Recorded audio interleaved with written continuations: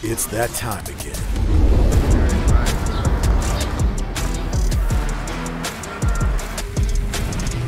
Welcome to the stage. Oh yeah.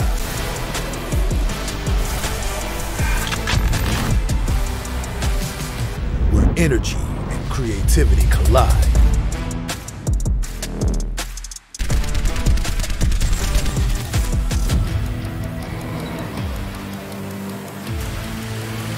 Here we go. Let's level up. Make this something to remember.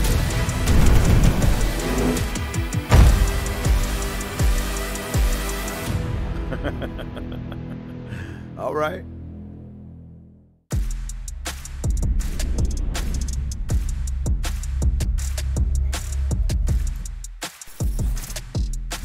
Hello everybody and welcome to the NACE Star League 2022 fall season. Regular season play is officially over and what a journey it has been, and we are officially in the conference play-in, and I am super excited about the matches we have today. But you know what I'm even more excited about? Casting with my good friend Nurse. How you doing? How you doing? Oh my, who is that? Who is that? Oh my goodness, you guys thought you got rid of me, but here I am again.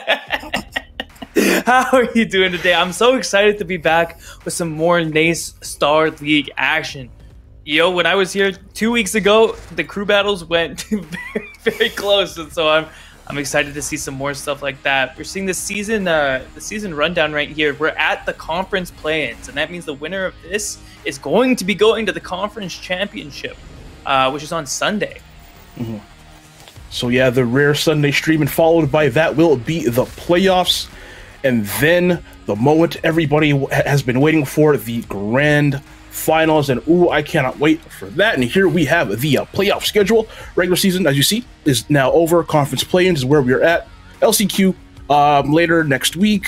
Playoffs and then grand finals right there. So yeah, man, it's been such a long journey. I remember when we started season 1 and we're damn near finished already. It has been an incredible season of Collegiate Smash. Got to see so much just talent that you may not have heard of or seen before, and just, man, it's been incredible. And want to talk about talent, we have a fantastic match for you here today. This is going to be LVC, Lebanon Valley College, and Shenandoah University, two incredibly talented teams. We actually saw LVC last week. I believe they took an L to Quinnipiac in an intense 3-game set. So they're looking for a bit of redemption on the broadcast today. And again, Shenandoah University, Squid Plumber, one of the best players probably in the NACE Star League fall season. Very excited to see how they're going to perform today.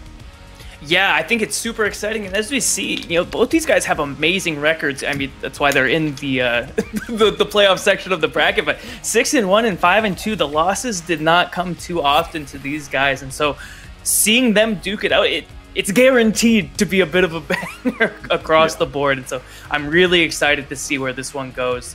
And like we said, the winner of this goes to the conference championship. The loser is going to be relegated to the last chance qualifier. And so I think that, there's big stuff on the line here. And want to talk about big stuff? We have big scholarship prizes for that was a good transition. Proud of myself. We have some good scholarships for everybody who is going to be winning here. So first place getting $2,000, second place $1,000, third place $500. And yet, we're all students. We know how it is. That money's going to go a very long way. So got to give a big shout out to everybody who made that possible. Big shout out to Extra Life. Change kids' health to change the future. Join our super team page today. The banner should be down below. At Dunkin' Donuts, NACE Star League runs on Dunkin'. Again, please click the Twitch panel below to find a Dunkin' near you. And last but not least, ROTC, become a leader for life. Once again, none of this would be possible without our amazing sponsor, so big ups to them.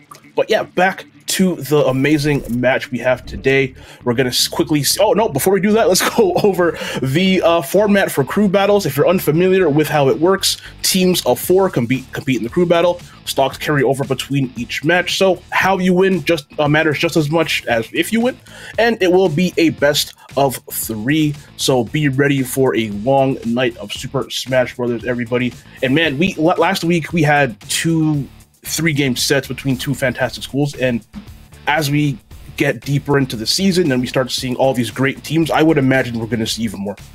Yeah, what's so cool about the best of 3 crew battle format is just how much can change from crew battle to crew battle. You know, and now that we're in the conference play-ins and we see these two teams, they definitely know which players are on the other team and which characters they play.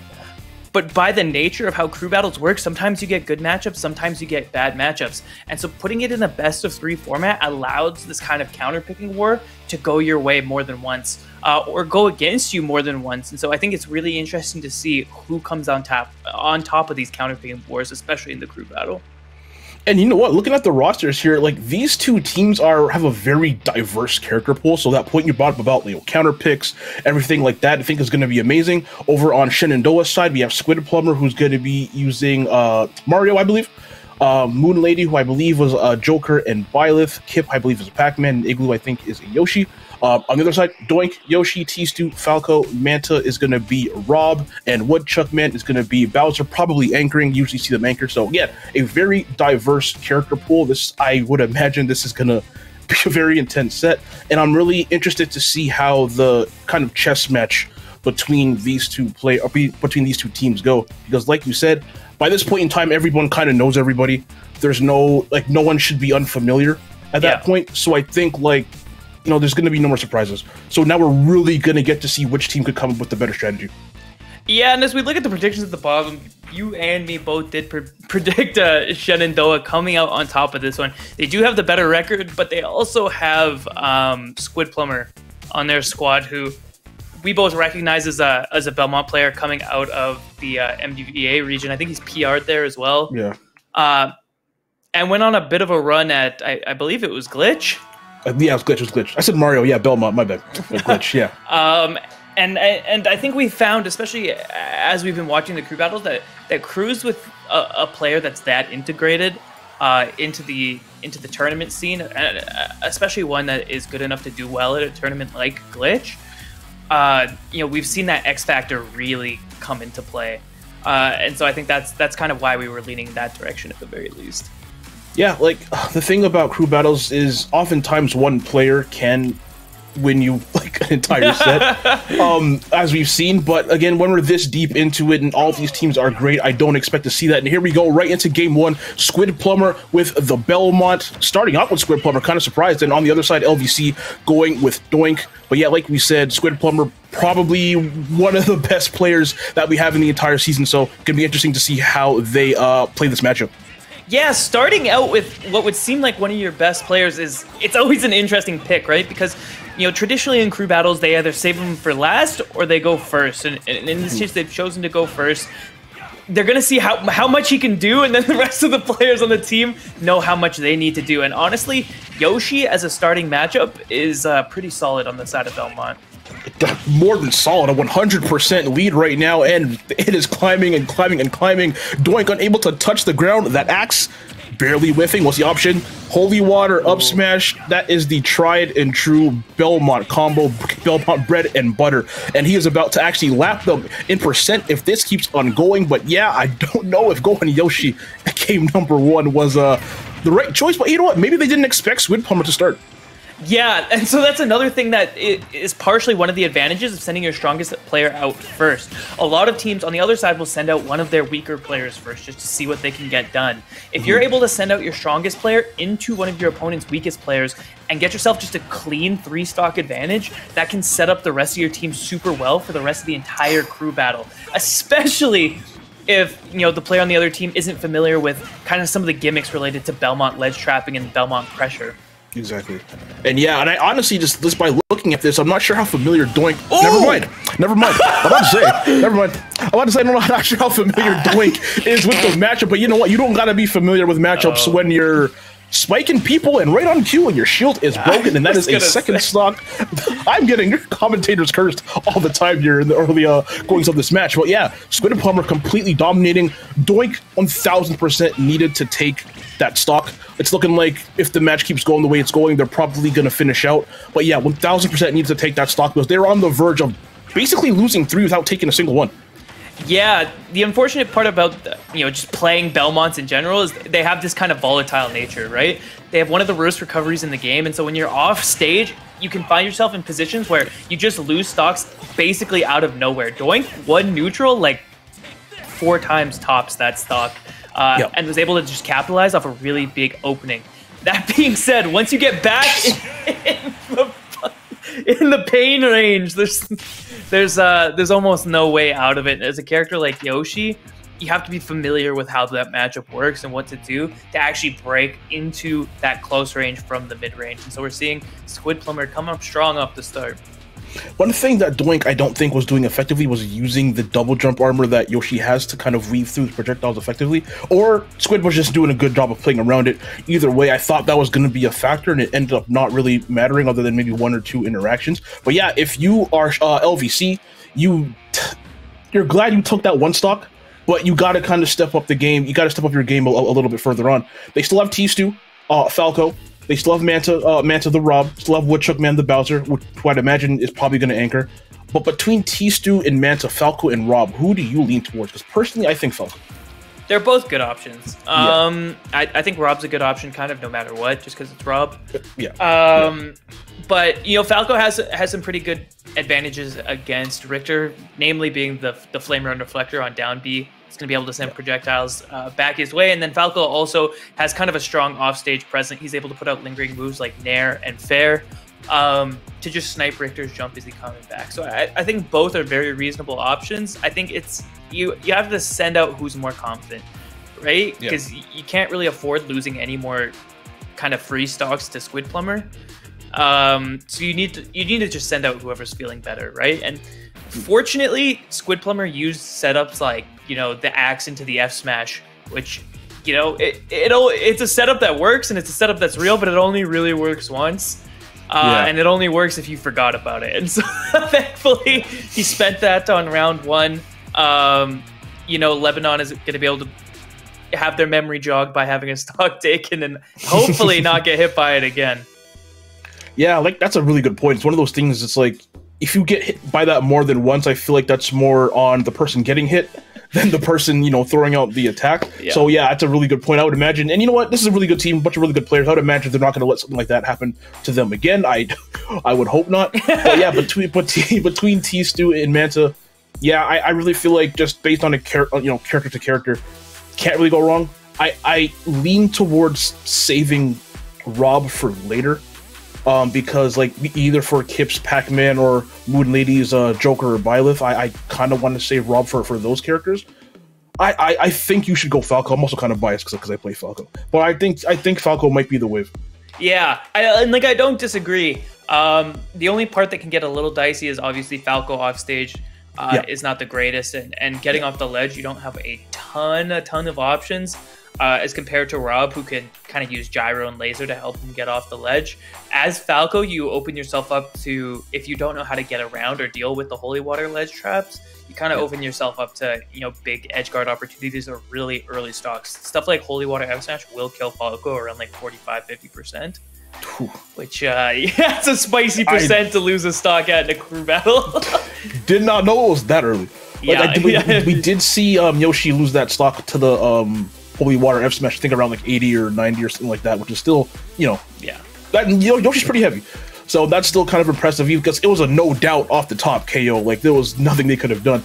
But, you know, I'm interested to see who they send in. We will figure that out very shortly. And it is going to be, it is T-Stu with the Falco.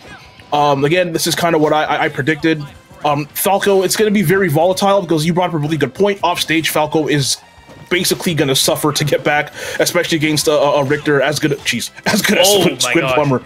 But my goodness, this damage coming! Oh no! Yeah, and I said this was a good. I said this was a good choice. I may be eating my words. And we've seen Squid Plumber, you know, make great use of the back hit of that cross. That's one of the things that, you know, separates a good Belmont player from a great one is the awareness to combo off the back hit of cross, and we actually saw a huge amount of damage come out as a result of that. T-Stu trying to work his way off the ledge right now, but you have to be so careful when trying to play around that whip. I would like to see him use the laser just to interrupt Squid Plumber's flow, kind of like that, and then work on the punishes. Right as I said it, man. Ooh, yeah, right as you said, and got a pretty good punish out of that. Unfortunately dropped the combo, but you know what? Made up a lot of percent. This was looking like it was going to be all Squid Plumber early on, but right now, what? 10% deficit. Oh, 10, wow, 20% deficit right now. I can't do math. Yeah, and you know what? T-Stu has put themselves right back into this game. Unfortunately, they needed to hold on to that stock, and they do lose it. So now Shen and Do is now up, I believe, about 3. They really couldn't afford to lose that one. Yeah, that's a tough stock to lose, especially if you're looking to even it up. But honestly, considering how the game started, you're pretty happy with this. And the coverage on the directional air dodge with the Falco back air. Squid Plumber could have gotten out of that setup with just an air dodge down, but unfortunately commits to the direction, and Falco, due to just his jump height, is able to cover that. You know, we see Squid Plumber racking on a lot of damage in little chunks at a time by keeping Falco out. Thankfully, for the side of T-Stool, you know, he's able to put on big damage in one go with Falco. So it's a matter of a lot of kind of little neutral wins versus that one big one. Yeah, Falco, they're notorious for putting you in like those unskippable cutscene combos where you can't press A to skip them, kind of like what we saw right there. Quick little conversion. And now, okay, I thought that was going to be another one, but yeah, you right on cue. Just like that, already closed that gap, down about 20 or so %. But you know what? Might get KO'd right here if they can't make it back. Okay, good catch from Squid. And also great use of that reflector. Oh my gosh. These grabs are unbelievable. Yeah, just raw. That's the second one where Squid Plumber's been at roughly roll distance and just raw run-up grabs. I think, and for SD at the bottom, I think just kind of got pineappled by the bottom of Pokemon Stadium there. And I think I think it's just really good conditioning, because I think T-Stu was either waiting for the Axe Holy Water or for the side B to come out, the cross to come out, and Squid is cognizant of that and just goes for those raw grabs. Yeah, it's interesting. You know, he just knows he's scared is basically what it is. He's like, you're not going to press anything. Come on, man. You're not pressing a button. Do it. Unfortunately, that means that T-Stu is at quite the deficit here in terms of, you know, stocks taken. And if he loses this third one, that's a really tough spot to start the crew battle in. Yeah, and looking like it might be one last hit. Oh my god, you know what? Fantastic. The back air. Oh no, but...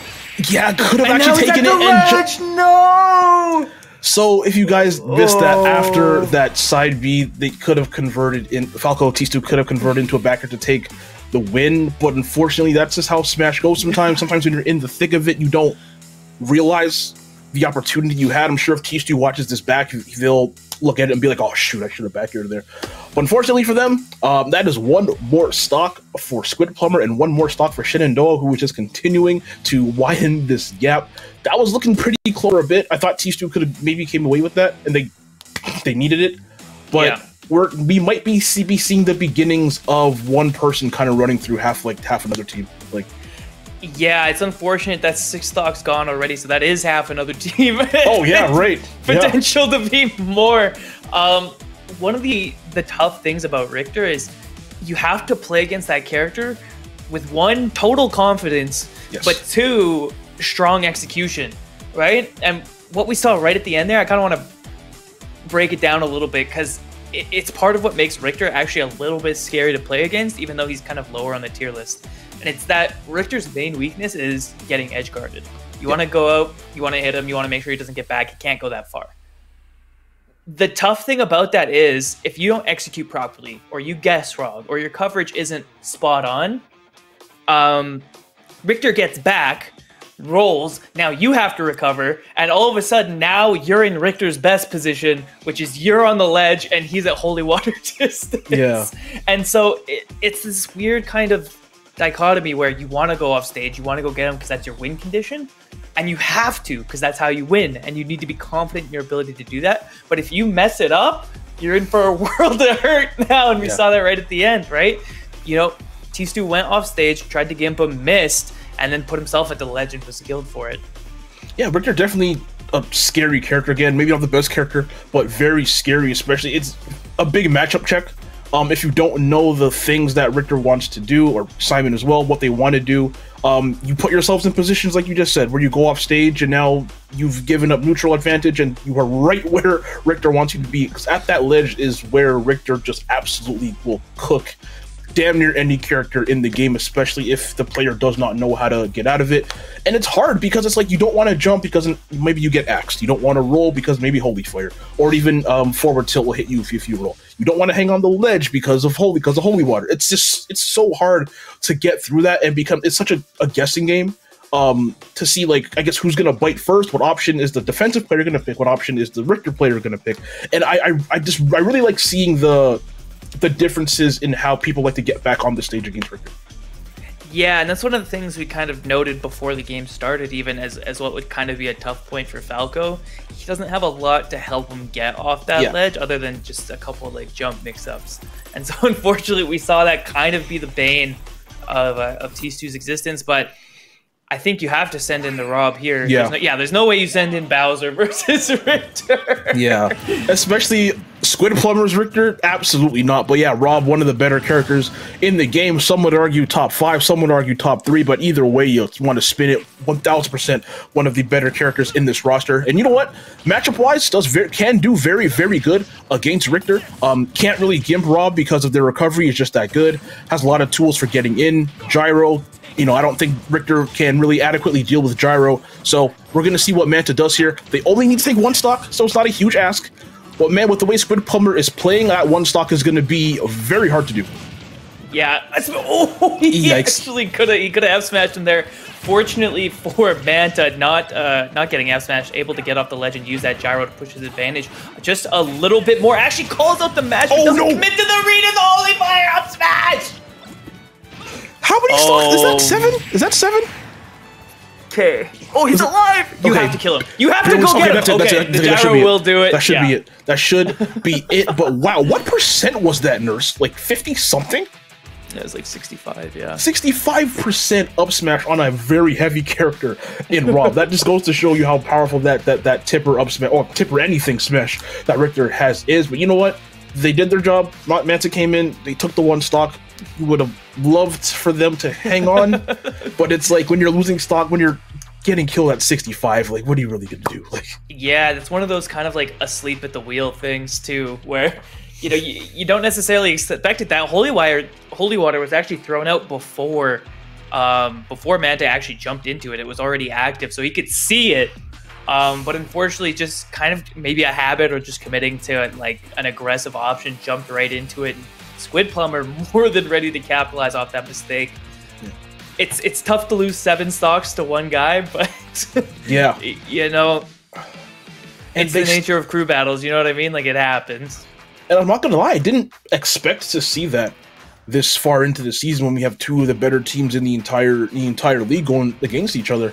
But I think this is where you're gonna start to see where, like, records don't necessarily matter, even though these 2 teams are, you know, almost identical records, 1 game off. You're gonna start to notice that records don't matter. Like, they really don't. One team can have a better record than someone else. It could be close. Doesn't matter. It's like if you have that 1 player, it's almost like basketball, where you might have a better team than me, but if I have 1 player that's just better than everyone else that you have, I'm always gonna have a chance to win. And I think that might be it for Squid Plumber, because I think everyone else, Moon Lady, Kip, Igloo, and everybody on Lebanon, I think they're relatively close in talent and skill level, but Lebanon doesn't have a Squid Plumber on their team. They don't have that 1 person who you can send them in and they can pull you out of the depths of something, or they can get you that lead, even though everybody on the team is incredibly talented. I think that's the big difference between these 2 schools. Yeah, whenever I cast, team sports in general, I always talk about the person on the team who I always call him the guy. Yeah, right. And if you've seen Spy Kids 3D, you know who I'm talking about. It's the guy. He died in 2 seconds. It's the guy. No, that wasn't the guy. That wasn't the guy. The kids don't know that reference, man. Anyway.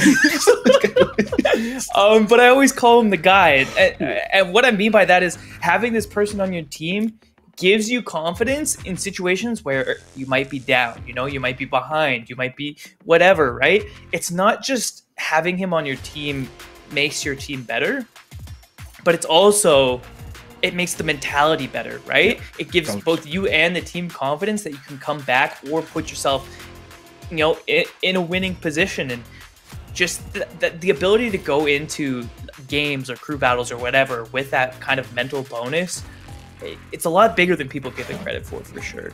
Yeah, the mental side of any game, not just Smash, whether that's esports, real sports, or whatever. Like having that person you just look at and you're just like, it's a calming presence, like a okay, you know what, we're okay. We still have that person. Yeah, that is huge, like you said. But we are going to go into this next game, and they are sending Shenandoah is sending in Moon Lady. After that hot start that we saw from Squid Plumber, all they have to do, all Shenandoah has to do is just stay the course. Stay the course. You don't have to be amazing. Just don't lose, essentially, and you're gonna be fine. Yeah, it's honestly just like be good enough, right? Like, yeah, exactly. The guy did the thing that the guy needed to do. Now you just gotta. Everyone else gotta show up, and showing up so far, Moon Lady with a quick 45. Joker Rob is one of those matchups where, technically Joker wins, but like, I know what you mean. No, I know what you mean. I know exactly what you mean. You're not gonna catch me saying Joker doesn't win, but like, I know what you mean. My true opinion is that, like, come on, like. No, honestly, you don't need any words to tell me. I know exactly what you mean. Your silence spoke volumes. Hey, but hey, either way, right now, pretty even game. Arsene is about to run out. I like what Manta's doing, just using that up beat to just burn it all. Up air is not going to be quite enough to get that KO. Almost getting a hard read with that up smash too. This is a very, very wow. What was that? This is a very close game. I actually think Manta could have converted an up air off of that first hit of up smash, but not recognizing it fast enough. Fortunately, able to get that first stock, living to 140 so far, and it's the problem with Joker, right? You win matchups until you don't kill someone until 142, and they kill you at 120, right? Yep. It can be so hard to find that stock in the absence of Arsene, and luckily that up smash hit. I'm a little surprised, honestly, it hit from that far away. Yeah, you don't really see Joker up smash without Arsene very often, so I am kind of shocked that hit too. But hey, that is exactly what Moon Lady needed. Like we said in the beginning, all you have to do is stay the course. You can afford to lose a stock. You can even afford to lose 2 stocks as long as you're taking like 1 per match. I'm not gonna lie, you can afford to lose 3 stocks here. You'd still be okay. It's like you took 1. That's really all you need. But obviously, if you're Shenandoah, you don't want to give up, or you don't want to, give them a chance to get back in the game. You want to take as many as you can. And right now with Arsene, you go for F smash, then you lunatic. First hit fair into forward smash would have been crazy if it landed. It would have been just what Shenandoah needs to almost clinch this. But yeah, that would have killed for sure. But that was honestly the biggest example of pure greed we'd seen in this matchup. Hey, I respect it. I respect it. Oh, could have just converted into an up smash, like a back air, put him off stage, any of that stuff. Instead, here we are, F smash. Hey, it's not enough to win. I gotta make you feel bad about ever picking up a controller. You know what I'm saying? Bet the ponies on that one, man. Oh yeah. And right now, Manta just on this last stock, kind of on borrowed time at this point. But you know what? When you're fighting Rob, it's hard to really ever say you're out of this. This is like one back throw side B away from being all tied up, or one good gyro conversion away from being tied up, or stock being lost on the side of Shenandoah. We're gonna see what the edge guard option here is, but hard to edge guard Rob when you have so much gas left in that up B. Oh, this is a scary spot now. Will he delay? Yeah, delays the up B. Doesn't get hit with the down air. Rob 7 active frames on down air, and the back air does clean it up. That high percent center stage Arsene, it's gonna clean it up. I think if Manta was looking to win that, you gotta just play kind of survival horror mode against Arsene until he goes away. Run and hide. Fortunately, Moon Lady's able to convert that back air. It looked like it might have almost been a shield poke. Yeah. Which is just, that's one of those things. Yeah, but Moon Lady when it pours, it rains. God, it rains, of course. Yeah, but Moon Lady dropping 2 stocks there, but honestly, because of what Squid Plumber did to open it up, that 2 stocks really negligible. Doesn't make that big of a difference here. Lebanon only has Woodchuck Man left. That is going to be Bowser. Bowser against Joker. You have Kip the Pac-Man, Igloo the Yoshi, which might be a bit better, but Joker and Pac-Man against the Bowser is crazy. Yeah. Woodchuck Man is a fantastic player, do not get me wrong, but I feel like, man, when a matchup is bad, there's only so much you can do. So like Bowser Joker's kind of in the same vein of of Rob Joker where it's technically bad, but in practice, like you can make it happen, right? Yeah. You know, you got Flame Breath to put on a ton of percent and actually just shreds our Shen. You know, mix-ups with side B, especially on Wi-Fi, are very good. Flame Breath again at the ledge is solid against our Shen. And then, you know, Bowser players, you know, up B out of shield. The game plan's there, right? And so, you know, Bowser Joker's not unmanageable as far as making it happen, especially if you're able to mitigate kind of the impact our Shen has. Joker's not going to kill you for a while. We didn't see Moon Lady go too deep off stage. So, yeah, you know, I think that's very doable and very reasonable to get a couple stocks there. I think where you run into problems is Pac-Man, which that's I'm kind of looking ahead. I would imagine it's only one stock off of Moon Lady. I would imagine Woodchuck Man will be able to take off at least this one. Whether they, you know, lose any themselves is, you know, we'll see. But yeah, it's really the Pac-Man I'm super worried about. I would imagine if Moon Lady does go down, Shenandoah is just gonna send in Kip to clean up. Because that is where Bowser really struggles. You're not gonna be able to get through. Like, literally, what do you do? You can't deal with Bell. You can't deal with the key. Any of the fruits you can't do. You can't really deal with side B adequately. You up B out of shield, cool. But when Pac-Man is racking on 50 damage for every 15 or 50 damage for every like 10 or 15 you put on, it's not really gonna matter in the end. Yeah, what's messed up about it too is, even though Pac-Man's like a traditional zoner, Fair, like Bear and Dare are all safe enough to not get hit with Bowser's up B out of shield. So, you know, in instances where Bowser would be able to punish other characters, Pac-Man actually just doesn't have to worry about it. You can combine that with kind of the Hydrant stalling. You know, it makes it harder to get those big smash attack stocks. Pac-Man putting the Hydrant in front of him or being able to stall in the air makes it harder to land those side Bs. You know, all of a sudden you have to approach Pac-Man now, so he doesn't just charge on the Hydrant, and then, you know, you're Bowser, so your Fair's not that fast, and then you get Pac-Man. It's just like, it's all bad. It's all bad. I think it's safe to say that Woodchuck Man has quite a mounts to climb, but you know what? Before they get to Pac-Man, they still gotta take out Moon Lady, and you know what? Oh, he's moving. I'm not gonna. Oh yeah, he's moving. Look at him. Hitting the donkey on the platform, that's crazy. But if Woodchuck can get through this without losing a stock and could maybe beat Kip with one stock left, I don't want to take them, you know, I don't want to count them out just yet. But still, that was clean. That was gross. But still got to get past Moon Lady, and if they're doing stuff like that, it's going to be a very, very hard job for you ahead. All right, and this is a little bit of what we were talking about, the ledge. That Flame Breath so strong at getting rid of our Shen. You know, that F-tilt 2-frame is also quite strong against our Shen if you're able to get that timing down. There's no jump on Moon Lady, but Woodchuck Man actually chooses to not go on stage somehow. Just has that read in the pocket. I'm not sure what went wrong. Hey, how did he know? What is he cooking? Jumped right on the platform, and yeah, Woodchuck was ready for it. Did what they needed to do. Didn't lose a stock. If I'm Shenandoah though, I'm just sending in Kip. I don't want to give Lebanon any life or any hope that they could win. I'm just going to send them in, and even if Kip does end up does he know? Man, get out of here! Get out of here! He did apparently know, but I would imagine, they're going to send in Pac-Man, probably clean it up. Even if Woodchuck does manage to get through that, it'll probably only be with like one stock left, which means Igloo has, you know, a bit of an easier job. But here's the thing. Can't believe you have to pull the meme. Here's the thing. Don't catch me sleeping on Bowser. You won't catch me sleeping on Bowser with 12 frames of input delay. You won't see it happen. All right? Even though it's Pac-Man, even though it's terrible, even though it should be a fat L, I don't care. All right? I've seen crazier things happen. I've seen worse things happen. We saw Incineroar down throw up B, kill at 0% on game 3 last stock. All right? Don't tell me he can't do it. He can do it. Hey, all you kill, just get him to 20 and spam forward smash. You know what? Eventually, the math says that eventually one of them is gonna live. You know what I'm saying? That's honestly. You want me to break it down? You want me to break this down in terms of the stats? Let me break it down. Woodchuck Man, all right.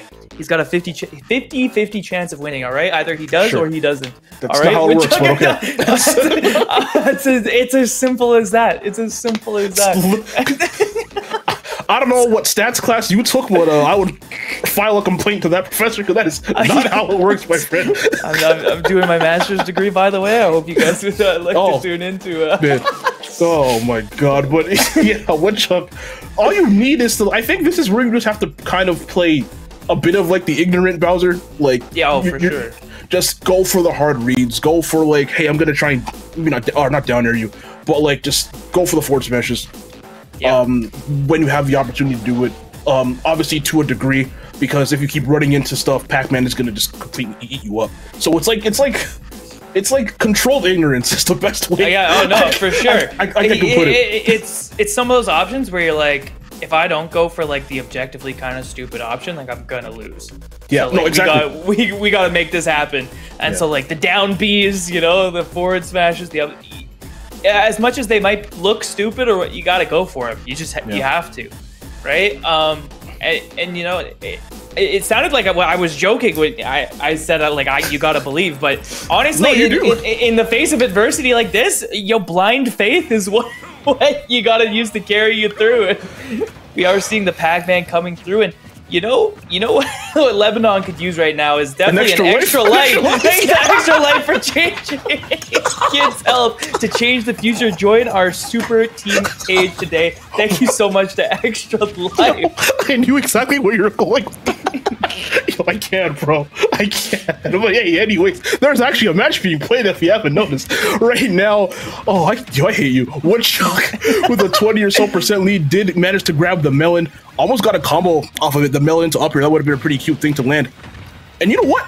I was going to say not doing too bad up until that point. As soon as he hit the fair, I was like, Mies, you're just wrong. You're you're about to be wrong. Yep. I shut up midway through my sentence because I realized what I was witnessing. But you know what? All in all, that not playing this terribly. Oh, it didn't. That's so unlucky that back air didn't kill it.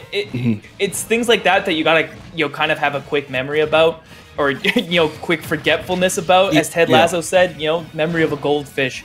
When things like that don't kill, it can weigh on you a little bit. You'd be thinking, oh, I'd be racking up damage on this next stock already. Oh, I can't believe he's still alive. Whatever. You gotta forget about it. But unfortunately, in a matchup like this, you need those big moments to come through because you only get so many of them. That being said, Woodchuck Man is doing a good job at staying, both in this and technically in the lead. What was that? There it is. Why? Look, and there's we were talking about Woodchuck going for the ignorant things. Kip, that was a kind of wild option there, and he did suffer for it. Oh, now he's the Bell. Oh, Bowser with Bell. That's a scary thing. Oh, but you know what? Kip stealing right back. Hey, here you go. This is yours, isn't it? That's my Bell. Oh, the shield is so low. Why? If Kip had just down smashed there, it would have either hit, caught the roll, or broken shield. Again, little moments like that where if you realize the advantage that you have in that kind of unique situation, you can make more off of it. No, 1000%. But yeah, talk about taking more. Right now, Woodchuck taking a lot more damage, only at 201%, 215, still not dead. But you know what? They have. Oh yeah, very incredibly.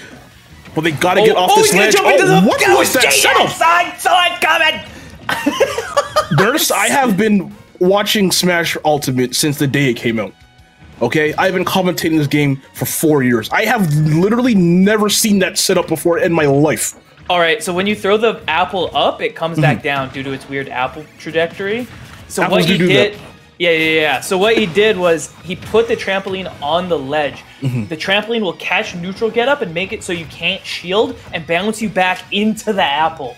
So it's basically a guaranteed setup. I believe if you jump or neutral get up, it might not catch jump. So what you have to basically do there is try and time a get up attack with the apple to get rid of it. Or you have to roll, which, Kip is probably going to be covering. That being said, Woodchuck Man able to take a stock with that down air. Kip, again, caught a little lacking, but with already 100% on him, this is a Bell F smash away from being even stocks and only one stock going into that final player. And Woodchuck needs to hang on to this because Bowser Yoshi, that will be the last match. Man, that is very, very doable and a much easier ask. I wanted a Bell into forward smash or something right there. I think if you're Woodchuck, this is just where you go for the foolishness. This is where you go for the gimps, the down air offs, whatever the heck it is, for raw forward smash reads. You need to take this stock ASAP. Yeah. Unfortunately, Kip not confident in, not confident in some of the trickier setups there. I think he could have done Bell's side B and actually converted the kill, but obviously up smash is a little easier than that. He's got a Bell again, goes with the back air and throws the Bell a little bit early, and so not able to convert again. Almost 200% on WoodChuck Man in the F smash. We're seeing the options come out. The F smashes, the back airs. Back throw, not going to be enough to do it just yet. Forward tilt on the ledge, couldn't quite get that read. Stalling in the air, Kipnis with that hydrant. Oh, they need to take this. 171 for Bowser. Melon, not going to be enough. Dare will kill. Ooh. Oh, he goes for a hydrant. Man, Kip needs to take this stock because you know what? If they don't, WoodChuck Man, trust me. He's got a shot. He's got a shot. WoodChuck Man has a shot. Okay, good parry. 191. Just go alive. for the key. What are you doing? Key him. He's at 200. Oh man. All right, we're going Fire apple. We're hydrant going into apple. Okay. You could lose now. You could die now. Yeah. Now you know what? You definitely set up your last teammate there to get a dub, but that side B isn't quite going to do it. You know what? Kip is definitely not out of this yet, and not right on cue. That forward tilt lands, but you know what? If I'm WoodChuck did exactly what they needed to do. We'd have loved for them to hang on to that second stock. But you know what? This is doable if they play like they played. Yeah. Because the next player is going to be Igloo with Yoshi, I believe. If they could play like that against Yoshi, which is a much better matchup than Pac-Man for Bowser, I would not be shocked if we see a comeback here from Lebanon. Yeah, the thing about, what we talked about is kind of, it's blind faith, man. You gotta just believe in the matchup. And something we actually didn't talk about that kind of came to fruition in that matchup was how late Bowser was living. You don't see it too much at a top level just because of how crafty a lot of Pac-Man players are. But, at this level, and especially with a little bit of lag thrown in, if the Pac-Man is not landing the big Galaga combos or getting some edge guards or landing Bell against Bowser, he's going to be living for a long, long time. And we saw it. WoodChuck Man lived to 200%, I believe, both stocks. Like 200 and like 90 something, like 190 something. The next one, it was crazy. Yeah, and so that made a big difference with just that stock taking ability because Pac-Man was losing his stocks earlier than that. Closer to 90 to 120% range. And that means you're putting on an extra, roughly 80 to 140% per stock take or per two stocks, which is a tough pill to swallow. Yeah, and if WoodChuck can play just like that against Igloo, granted Igloo only has to take off one, so it's not a huge deal, and I think they're more than capable of doing that. But like, a part of me wants to believe that WoodChuck could actually take this back. You were talking about blind faith, and I think I'm starting to get some faith in WoodChuck because that was so impressive. I don't think either of us were expecting them to get out of that, if I'm being fully honest. But they got out of it with one stock. It could have been two because they were just living for so long. It was almost two. But if they could just do that again, I think they could win. Yeah, there's some big things here that Bowser actually has against Yoshi that can be pretty good. Fair breaking Yoshi's double jump armor, I believe it can. Back air definitely can. And so when you have options to break Yoshi's double jump armor, especially at early percent, it opens up edgeguard opportunities that not every single character has. And you can get Yoshi stocks at basically zero if you catch him jumping in the wrong spot. And so that's definitely something to look out for. I think late kill percent's something to look out for as well. But, as Yoshi, it shouldn't be as big a deal. I'm really hoping that we see some edge guards against Bowser. He has a pretty linear recovery, and Yoshi Fair should be a fairly strong tool to try and clean up an edge guard. Yeah, Fair and Nair as well, just to kind of push them a bit back horizontally. Either way, we're getting into this last match of game number 1. Igloo with the Yoshi WoodChuck Man on the last stock for Lebanon Valley College, trying to bring this back after Swinplumber put Shenandoah up really, really big early on. I want to see them make this comeback, man. Get out of here with Felt Yoshi. I look. I was. They replaced Black Yoshi with Felt Yoshi. I'm not saying anything, but you know. Yeah, you know. But either way, man. Either way. I think the stage choice is interesting here. We're seeing Town and City, which has those close side blast zones. It's going to be beneficial to Bowser, and I think in a traditional match, it would be more beneficial to Bowser than it actually would be to Yoshi. That being said, because Igloo only has to take the one stock, I think he's willing to have those side blast zones be there. Oof. Talk about side blast zones. What about the top blast zone? Be there? What about the top blast zone? Oh my goodness. So he could try and finesse the stock, but Woodchuck Man saying, "Oh man, you started with 3? No, yep. I don't think so. I don't think you started with 3. No. Yo, you need more than that for me. That doesn't sound right." And already laughed him again. This is about to be an even game. No way. No way. That's it. Oh my god, I saw that read. I saw that read coming. I thought that was going to be another stock for Woodchuck, but all they need is one more good opening. And man, Igloo just unable to get anything. You saw Woodchuck try to drag them over to that platform, but it was just a little bit out of reach. And now one hit away from taking the second stock here. Yeah, this is a scary spot to be if you're Igloo. You need to put on a little bit more damage to feel confident in this second stock. And thankfully, finding a couple hits there, here and there, unable to find that punish. Honestly, Igloo needs to grab. Yes. We're seeing a lot of shield coming out from Woodchuck Man just to punish, any aggression from Igloo. It's scary to grab as Yoshi, but using those B-reverse neutral P's, and we see the grab on the tech chase right there, can be a huge thing. At 100%, I think you're probably going to be able to close it out. Thankfully, the bleeding was stopped a little bit from that first stock. It actually could have converted into an F smash there. Hey, but you know what? That was a really cute combo as well. And so was that up smash. The bleeding has stopped.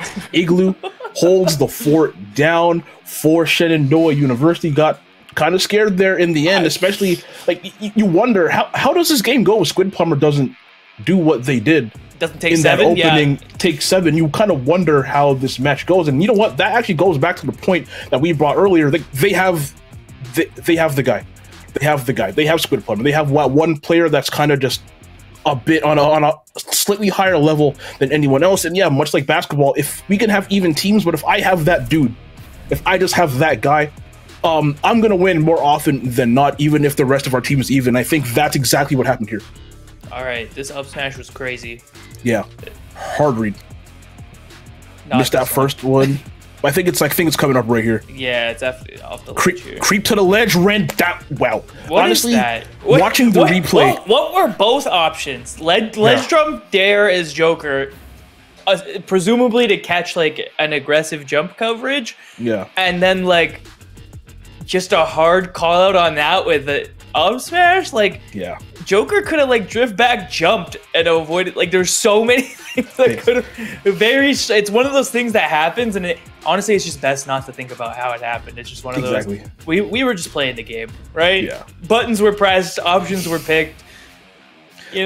Like watching that back, I didn't realize how hard of a read that was. Like watching it live, like you saw it, but watching the replay, I'm like, oh damn, that was like they knew you were gonna be right there at this time on this pixel of this platform and got that read. But yeah, you know what? I think if you're Moon Lady in that situation, that's one of those things when you watch back the VOD, you're gonna be like, okay, that was kind of stupid of me to do. Maybe it was a bit of desperation, whatever the case was. That's one of those things I feel like Moon Lady's good enough of a player to not make that same mistake again.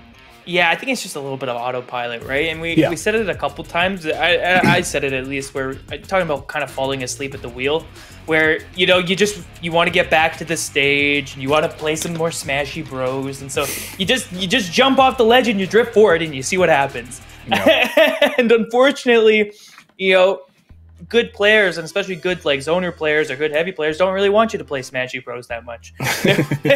They want you to play Get Off the Ledge Simulator, and so they're looking to cover those options a lot of the time. And we saw big punishes on a couple of them. Yeah, no, that's 1000% what happened there. But like the thing again with heavies, as much as they kind of want you to play that play style, there's a reason most heavies aren't really considered like great characters, good characters maybe.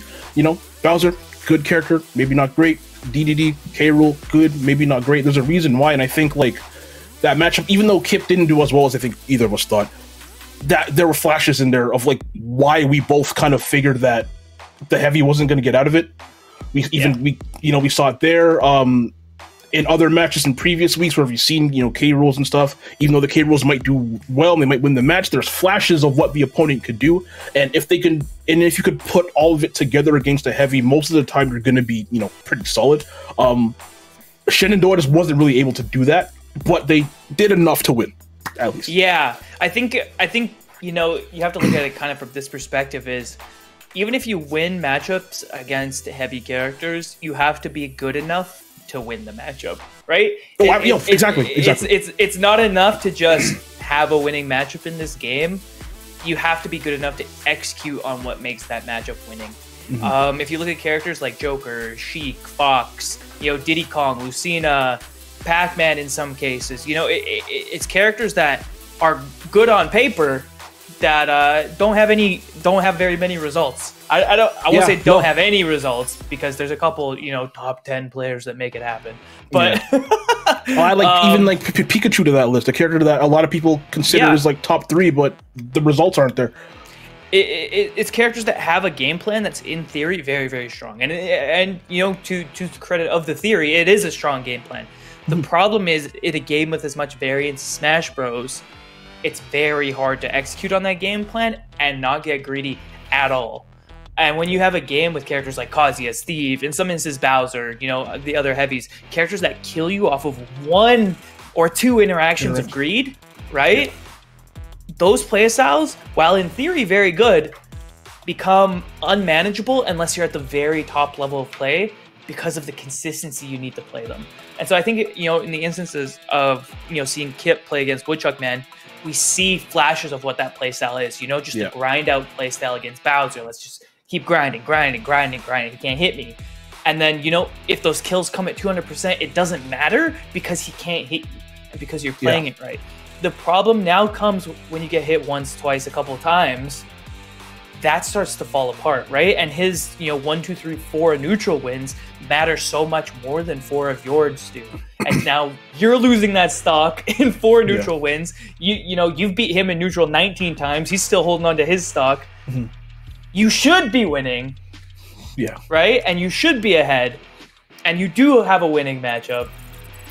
But it's not always that easy. It's not always that easy. Hey, at the end of the day, you have to execute. That's the name of the game. But hey, we are getting into this game number 2, and that's going to be Moon Lady rocking the buy list, switching out from the Joker. I do like the pick. And Lebanon is going to be starting with Tease2 the Falco, so new starters on both sides. I think if I'm Shen and Doa, I think because of how close that one was, maybe you're saving Squid Plumber to either play Anchor or to go third. I would imagine probably not second. But if you're Lebanon Valley College, man, do you risk sending in Woodchuck a little bit early? I think it's so tough, right? The counterpick thing now becomes, and I think the Shen and Doa idea is we're sending in Squid Plumber whenever Woodchuck Man gets sent out. If that's last, then so be it, right? I think that's probably where their heads are at right now. And so I honestly think that the order almost doesn't matter unless Lebanon Valley is able to get a lead, right? Fair. Because if Shenandoah is able to kind of put that lead in place, the order doesn't matter, right? Squid Plumber will just come out whenever Woodchuck Man does. That being said, if Lebanon is able to get the lead, they can force Squid Plumber out before Woodchuck Man has to come out and potentially take a stock or 2 off of him. That'll make a big difference. And yeah, I want to talk about that. Actually, LVC going up 1 after that up smash from Tease2, playing this pretty well. I feel like Tease2's close to losing a stock right here. Byleth is definitely not short on KO power. So I think unless one of them just absolutely explodes in the next couple minutes, I would imagine we're probably going to go into the next game relatively even, maybe a 1 stock lead or so. But I think when you don't start with Squid Plumber, now it's just like, do you really wait for Woodchuck to come out? Do you want to risk losing Squid, or on the other side, do you want to risk losing Woodchuck like that, or do you do exactly what you did? And there we go, we see that first stock finally coming off. Or do you do exactly what you did in game 1 and maybe just send them in second and just try to build a lead? like it's such a hard thing to figure out and discuss, but that's why I love crew battles so much, because you get, as we see another stock getting taken out from T-Stu, as LVC has the lead, but that's why I love crew battles, because like you see so much strategy that you don't get in doubles or singles. Yeah, it's really interesting to think about, especially, you know, knowing each other after one round of the crew battle. It can make such a huge difference. But like I said, Lebanon Valley can kind of mitigate that weakness if they're able to take a lead. And it's looking like T-Stu is wanting to do exactly that. Violet Falco, a little bit of a tricky matchup. We talked about neutral wins mattering more for some characters. Wait, they taunt? Yeah, he actually did. They just taunt? Oh no, okay, T-Stu, you gotta win. You have to win. You cannot lose another stock. Are we gonna see the typical try to true taunt to get bodied? That's it. He's done. He's tied on. Okay, no taunt to get bodied this time. That DI was. Lady, press a button. That DI was very suspect, but we're not. It wasn't even the DI. It was just talk about that. Just any button. Just controller jump. died halfway through that. Something. That's not true. But T-Stu putting LVC up 2 stocks. T-Stu doing exactly what they needed. But like, yeah, now it's weird because we only saw how Shenandoah, we only saw Shenandoah up in that last match. So I'm wondering what they're gonna do now that their back is against the wall. And again, we saw what Woodchuck can do. Woodchuck hasn't even played yet. We know they're capable of taking off 3, 4, 5, 6 stocks as well. So like now I think this is where you start to see which schools are actually great.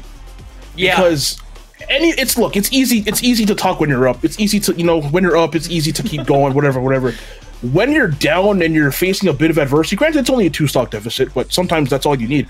But when you're down, I think this is where you start to see the good players become great players. You see the great players separate themselves from the amazing players, and the same thing goes for schools. Yeah, I think so too, and kind of credit to what you were saying. It's interesting to see how counter picks start to work when you're down, right? Yeah.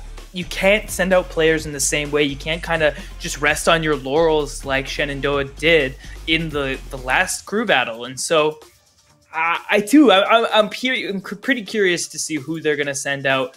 Unless they send out Squid Plumber, it's going to be a new matchup. It's going to be someone we haven't seen against T-Stu before. And, we don't really have a huge frame of reference on how Igloo or Kip is going to do against a player like T-Stu.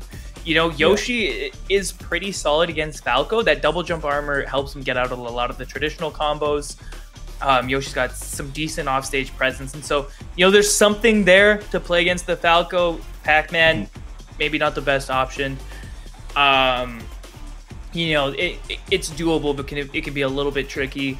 And so I almost expect to see Igloo if they're going to commit to that Squid Plumber strategy, bringing them out later. But I think Lebanon's pretty happy with how that first game went. No, you have to be, because again, like the only reason you lost that first game is because Squid Plumber just went absolutely bonkers in like those first couple sets, taking out 7 stocks. But beyond that, but after that point in time, Lebanon Valley was playing a lot better than Shenandoah was after that. But the only reason they won is because they had that cushion that Squid gave them. So I think getting off to this, getting a 2-stock lead early, if they can do exactly what happened last time and then just manage Squid Plumber, like Squid Plumber's one of those people, look, you're not going to stop them. They're going to take stocks, whatever. It's like, if you can just mitigate the damage to a degree, like maybe let them take off 5 instead of 7, like if you could do something like that, then I think LVC will actually win this match. But again, better, easier said than done. Yeah, we also have to talk about how strong Woodchuck Man was. He took like 5 stocks. Like it was only 2 less than Squid Plumber actually ended up taking. And if he had taken 7, it would have evened the crew battle right up, and they would have won. And so, while Shenandoah has the guy, Lebanon Valley, they're not too worried. They have someone who's proven that they can kind of make that impact past those initial 3 stocks. And so, it's a matter, and again, I think it's really a matter of if those 2 guys meet. Yeah. And that's a blowout, right? I really want to see if Woodchuck Man plays against Squid Plumber and gets destroyed or does the destroying, that's a huge player off the board in a situation where they're not allowed to take more stocks, right? And so those 5 to 7 stock players become 1 or 2 stock players. And that can shift the entire tide of a crew battle. Yeah, no, that's a fantastic point. And one thing I got to say is I think we both kind of alluded to maybe Lebanon doesn't really have the guy, but I think Woodchuck is the guy based on how they play. Yeah, he's the guy. Like, he's definitely he's 1000% the guy. Like you said, only took out I think 5 stocks, but only 2 less than Squid, which is very, very good or very impressive considering how well Squid played. But we are going to go into this next match again. LVC is up 2 stocks, and there's sending Squid right in. They want to make up this deficit ASAP, but this is high risk because if Squid loses a stock here, I think if they even lose 1, I don't know if the risk was really worth it. This is a weird play to me, and I don't think it's what I would have gone for. To me, and as much as this sounds like kind of mean, this does not seem confidence in this does not scream I have confidence in the rest of the squad. You know what I mean? Yeah, I got you. This call kind of seems like oh, that was bad. Let's stop the bleeding, right? And, I mean, to be fair, I felt that one. But I think if you're confident in the rest of the team, you think someone else can do that, right? You think someone else can, maybe takes 2 stocks with only losing 1. Having to send in kind of your X factor to make sure that happens it's not where I'd want to be at the very least. No, it's very rare you see your best player come in second, and that's a really good point you brought up. You see either they lead or they anchor. In most matches we've seen lead or anchor to build up a lead or to, just finish something off. But yeah, I think that's a really good point, because coming in second, I think, to me, also kind of screams like, I don't know if I trust the rest of... I don't want to, say that this is what they're actually saying. But it does kind of say to me, like, hey, maybe I trust myself more than you guys to bring us back and to maybe even take a lead. And based on the way Squid is playing, I would imagine this game is going to be tied up very soon. So maybe it does work out. But like I said in the beginning of the match, I think if Squid even loses 1 stock here, I'm not sure if sending them in this early was worth it. Yeah, the other tricky part about this is, you kind of go back in your head. If you're going to send him in second after somebody loses all 3 of their stocks, why didn't you send him in first? Thank you. Yeah, that's honestly what I was thinking too. And there we go. Squid actually does lose that stock, but has Falco at 138, so we would imagine the second stock is going to be lost very soon. But that's honestly a really good point. As we see that Holy Water up smash. It's like, I feel like the reason why most teams don't send in their top player second, again, it's usually either first or it's anchor. In vast majority of matches we've seen, it's like, why not just send them in first at that point? Like, I never thought of it like that. Yeah, I mean, to the opposite of what we were saying, maybe Shenandoah was confident that Moon Lady was going to be able to take out whoever they sent in first, and they were willing to do that. It's just kind of like the mixed messages, right? Like, it's you start with a confident approach, and then one thing goes wrong, and all of a sudden you completely switch up on it. From a purely like analytical standpoint, Shenandoah would be in an objectively better spot if they had sent in Squid Plumber first versus virtually the entire Lebanon team. Yeah, and now... Oh, sorry, go ahead. I know, so I'm saying just like this round 2 kind of placement, especially with him losing a stock to T-Stew, it puts you on the back foot just a little mentally bit. and kind of stock-wise for the rest of this crew battle, where you kind of cut your own leg off and we're like, all right, well, we're gonna run anyway. Yeah. So if you're LVC, like, we seen what Squid did to Manta, we saw what Squid did to Dwank too, I believe. Do you just go and send in Woodchuck now and potentially burn that early just to ensure that or to, I guess, raise the chances of Squid Plumber being taken out now? So sending in Woodchuck Man is kind of like, as we were talking about earlier, the highest risk, highest reward choice right now, right? If Woodchuck Man is able to go in and win, that means Squid Plumber took a maximum of 4 stocks, right?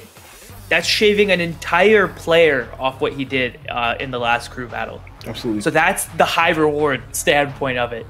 The high risk standpoint of it is if you send Woodchuck in and he loses, your 5 stock beater took 1 stock maximum.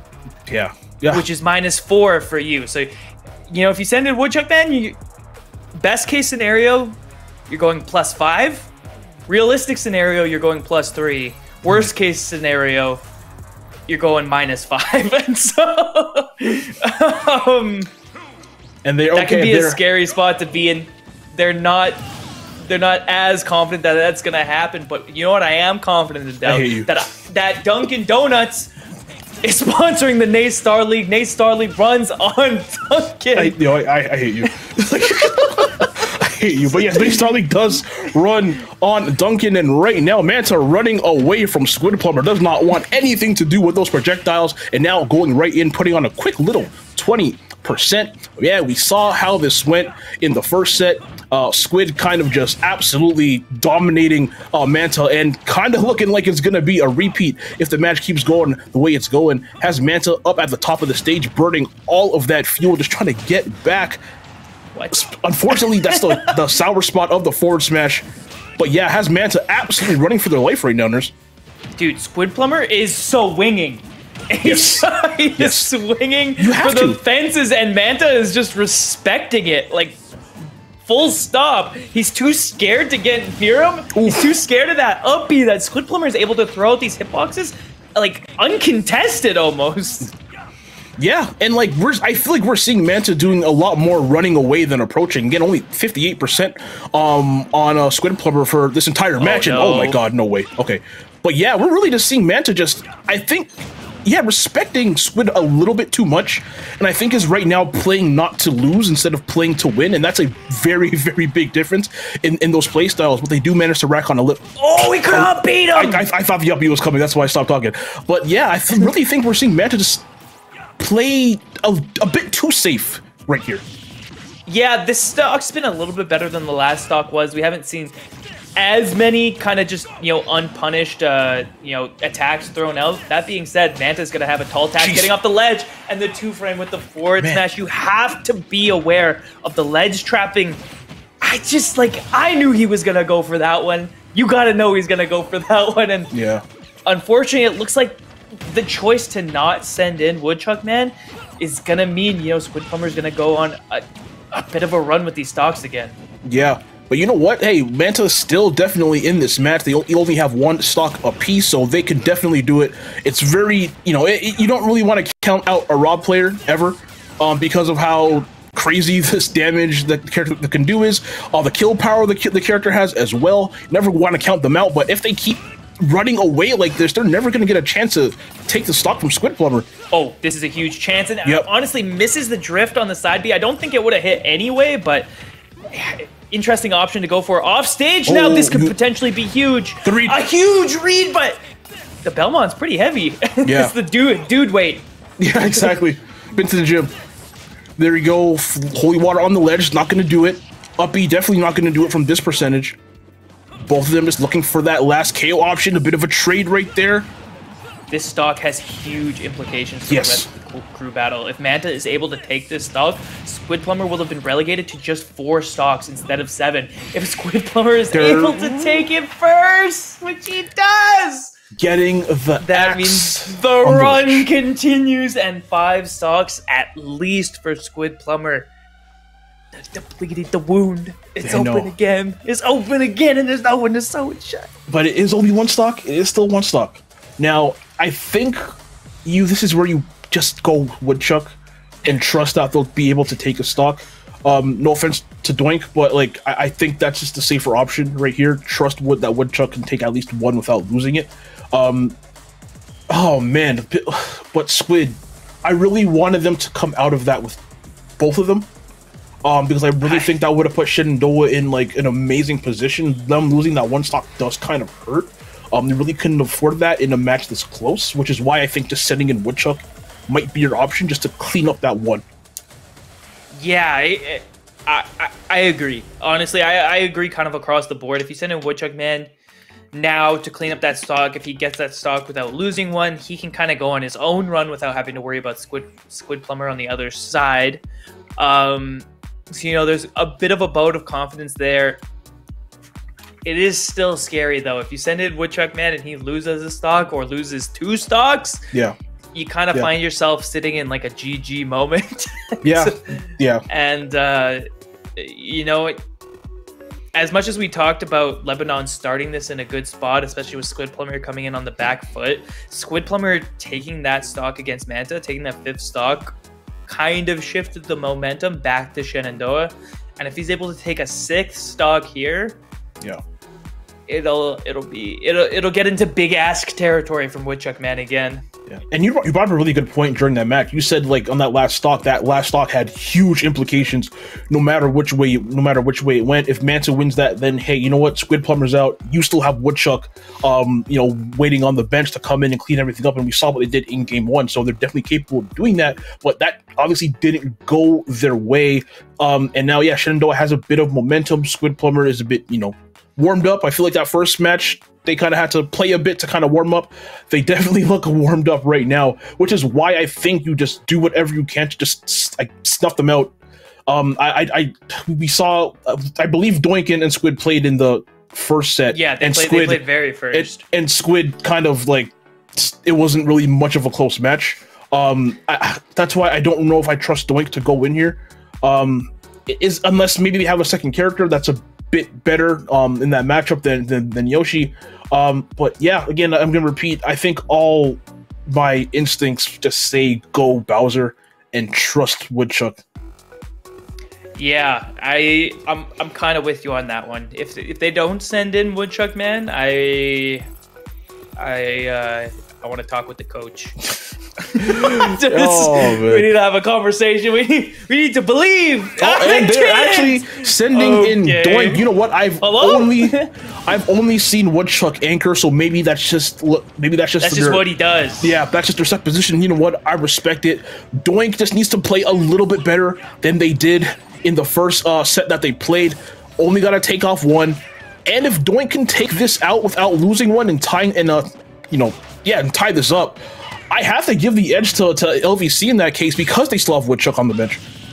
Yeah, the problem is last time these two played, Squid Plumber was able to take 2 stocks unanswered. Until Doink got one off like a big, double fair advantage state. And that was his only stock taken. And so, there's potential that'll happen again, and it's possible for Yoshi to go on a bit of a run like that. Betting on that to happen is never a good sign. And when you send in Doink here instead of Woodchuck Man, you open up the opportunity to lose 2 stocks as a way more likely outcome, unfortunately. Honestly, if Squid Plumber keeps converting things like they did for that first... Oh, good read. For that first stock, yeah, this is looking like it might be another stock. But you know what? Doink waking up a little bit right there, got a really cool conversion. It wasn't quite enough to get the KO. But they just kind of have to stay the course right now. Don't risk losing another... Okay, almost. Please DI that properly. But yeah, they can't risk losing another one right here. That could be it. Nope. Okay. Unfortunate, not able to convert off the fair. The up smash so close, and now Yoshi gonna have to land, back air 2 into some sort of conversion. Maybe an up tilt to gimp off stage. Yep. The fair will do it. Nice. And you know what? Only losing 1 stock there. That is again exactly what they needed to do. And now Shenandoah down to Kip, and just down to Kip, right? Nope, Kip and Igloo. Oh, this is Igloo, right? Yeah. And Igloo. So we might actually see a Yoshi Ditto. I don't know if I would do that personally, but that's all I'll say. Get me on the line. you get me on the line. So Yoshi Ditto. I don't want to be up, man. Viewership's about to drop 50%. But do you want to see do you save Kip for Woodchuck? Yeah. And just go Yoshi Ditto? Yeah. Yeah. Yoshi Ditto's if you're gonna win a crew battle, you're up 1-0, you go, dude, man. Just do it. Our Yoshi's better, brother. At this point, honestly, our Yoshi's better. That's the confidence I'm talking about. Yeah. If you don't go in willing to Yoshi Ditto, what's the point, man? What's the point? Yoshi Ditto for your pride on the big stage in front of all these. Are you really a Yoshi main? If I'm Igloo, I'm like, put me in, coach. Put me in, coach. I'm about to clean it up. Hey, you know what? They will be going in with a 1 stock, lead. So less pressure on Igloo if that's what they decide to do. You know what I would do? I say give him another stock. Oh my god! Hey, give him an extra life. Wink, wink. Clean 3 stocks apiece. Yoshi Ditto for the champs. have a money match, money match during the playoffs if they if these teams make it that far. We need to have a separate crew battle where all the mains of each character just have to play against each other. That'd be really cool. But yeah, back to this. Like, I really think I just saved Kip for Woodchuck. Even though Woodchuck did kind of steamroll over Kip that first match. I mean, Kip did take 2 stocks, right? Yeah. So. But you saw flashes. If they can just KO Bowser before 200%. Then they'll be in a good spot. I absolutely don't want Igloo fighting Woodchuck though, so I think again, repeat myself, I think they just send in Igloo right now. That's the best option in my opinion. Yeah, honestly, I think you try and send in Igloo, hope that he comes out with a stock or 2. And then if he's able to take a stock off of Woodchuck, man, like you're pretty happy with that. Yeah, you're pretty crisp. Well, that being said, if Igloo comes out with 1 stock, Woodchuck Man ties it up, and then Woodchuck Man ends up winning, the difference maker here compared to the last crew battle was sending in Squid Plumber first. Yep. Right? That's the difference. And in this instance, that's what will have made the difference. And so it's something to think about if you're Shenandoah. And you got to remember, like, that matchup, like, if you tuned in halfway through or during the last game of that last set, like, it was what, a 2-stock win for Shenandoah, but they had like a 5-stock lead or like, to open that up, and the rest of the team, the rest of LVC just closed the gap. And now because Squid Plumber wasn't able to do that again, I like he's just 1 stock short, right? Yeah. So like, so like, even though they're down, I think like LVC like does have the advantage. It depends how this goes, right? Yeah, and I think I think Igloo needs to win, obviously, but if he gets his first stock taken by Woodchuck Man and it's tied back up, I'm definitely favoring LVC. Yeah. I again, they still have their guy left. They still got Woodchuck. It's just hard to, just after seeing how well they played in the first set, it's hard for me to like doubt that a fully 3-stock healthy Woodchuck can't manage to take out, at least 2 players on Shenandoah if Doink isn't able to do it. Hey, but either way, we are going to see what the option is here. Is it going to be the Yoshi Ditto? It is. Oh, who's going Wolf? Oh, they have a sub. Oh, Shenandoah sending in the sub. That is at a Nib Staffa with the Wolf. Okay, that is an unexpected development here. Okay, sure. They wanted to avoid the Yoshi Ditto this bad? Hey, if you got a Wolf on the team, this is the time to do it. I guess so. Yeah, I mean, Wolf does good against Bowser as well, so I understand where the switch is coming from. You can kind of laser camp. And Wolf a solid enough pick against Yoshi. So, if Nib Staffa is kind of up to the par of Igloo, I think it's a fine change matchup-wise. Yeah, they just have to get out of this. Like, if they only lose 1 stock in this match, like, I'd have to flip my momentum meter back to Shenandoah. But yeah, right now, pretty much even. I would hope for Shenandoah's sake that they can get out of this with still 2 stocks, because like you said, Wolf against Bowser is pretty good for Wolf. And you don't want to go in that match like down too much against Woodchuck. So yeah, I do like this pick. And playing very, very well up until this point. Yeah, honestly, we've seen a lot of that laser stuffing out the fair approaches that Doink is going for, and the pressure on that platform proves to be too much. Only 69% on the side of Shenandoah, able to secure that stock, and it's looking good to come out of this with 2 stocks, which is definitely the win condition. If he comes out of this with 3 stocks, that means Woodchuck Man is actually going to have to do more than he did last crew battle. Yeah, and you know what, Nib, like, I'm kind of shocked they didn't throw out Nib in the first set. They are playing phenomenally right now, completely dominating Doink. They are at 98%, but at no point in time did it really feel like Doink got much of like a grasp on this match. It's been a lot of stray hits and stuff like that, so complete control right here from Nib.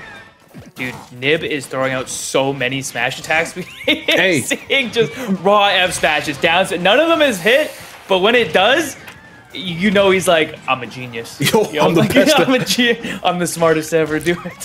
Hey man, when your smash attacks are as good as Wolf's, like, why not let him rip every once in a while? Hey, I mean, fair enough.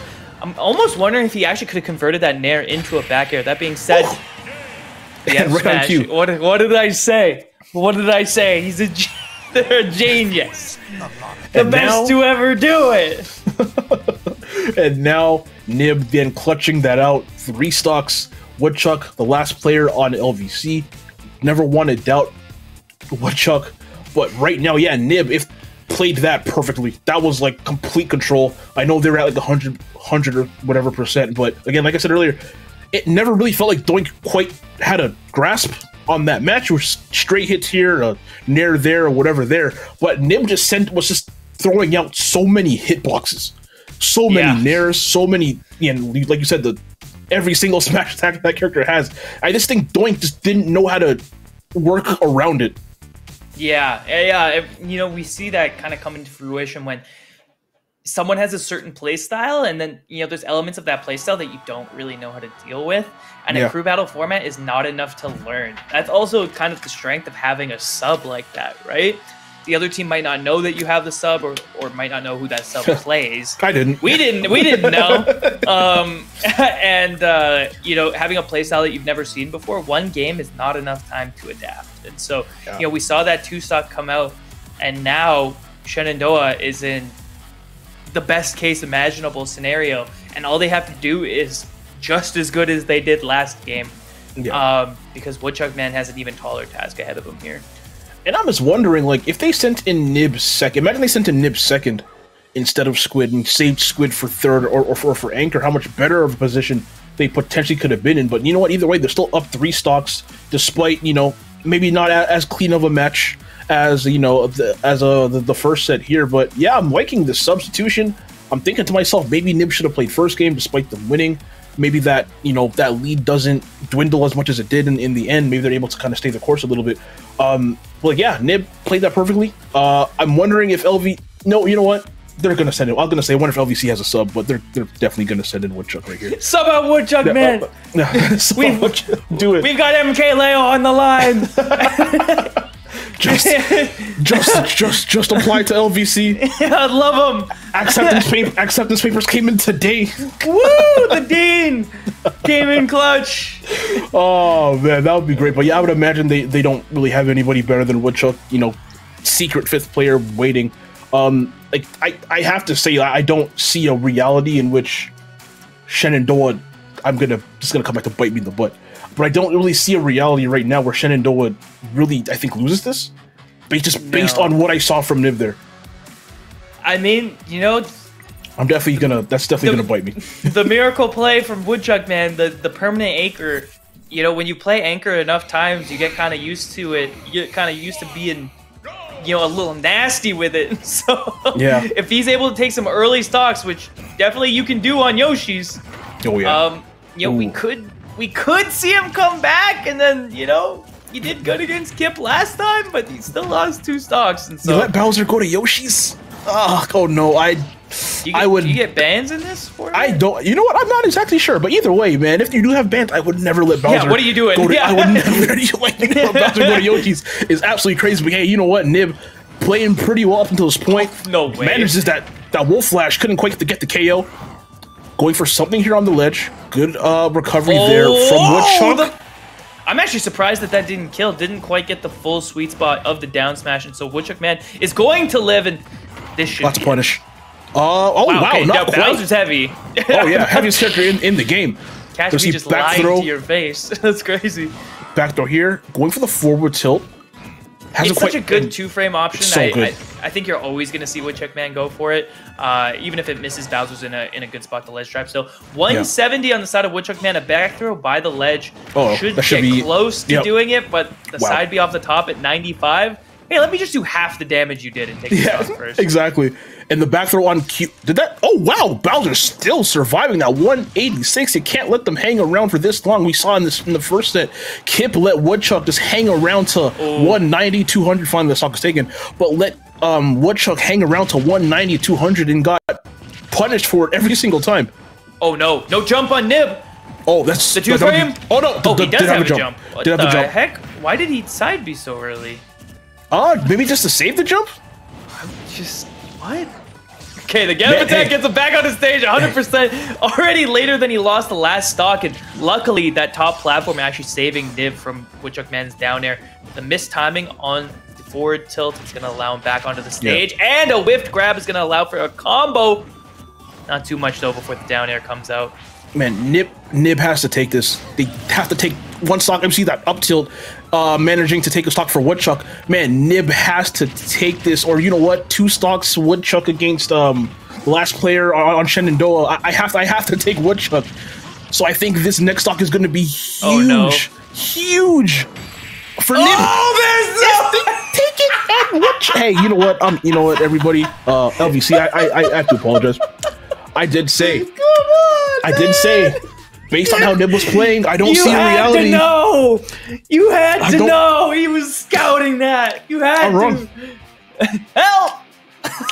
I'm neutral getting up into Bowser. Help me! I have to apologize. LVC.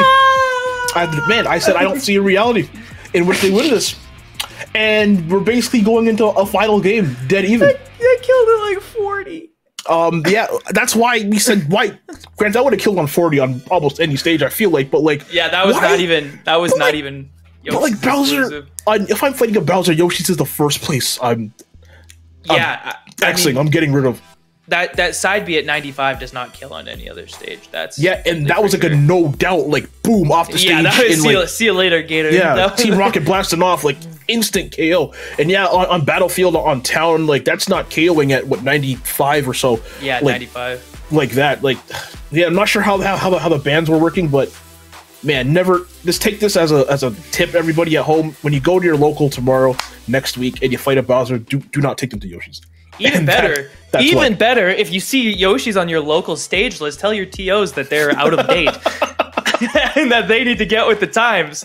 Mostly. I like Yoshi's, kind of. Kind of. It's all right until you get forward, or you die off the top at 95 to a Bowser side B. Yoshi's good until you remember that Bowser, Mii Brawler, and Mario are characters that you can pick in this video game. They are. That is facts. And then you're like, oh, it's not that good, is it, huh? No. Oh man, but yeah, Shen and Doa, they have Kip and they have Igloo left. I would imagine it's gonna be Kip coming in. Yeah, I feel like it's gotta be Kip, right? I would imagine if Kip manages to take a stock sub 130. Shen and Doa will still win this. Yeah. That being said, if Kip could not manage to take a stock 130, this is going to be very close. Yeah, like we saw them play early. It was a close match, but Kip just let Woodchuck live to 190 something on one stock, to 220 the other stock, and you can't be letting Bowser hang around that long because they're going to be doing so much more damage to you than you are to them or whatever. So like you need to KO them like quick. Like you can't let them get past like 150.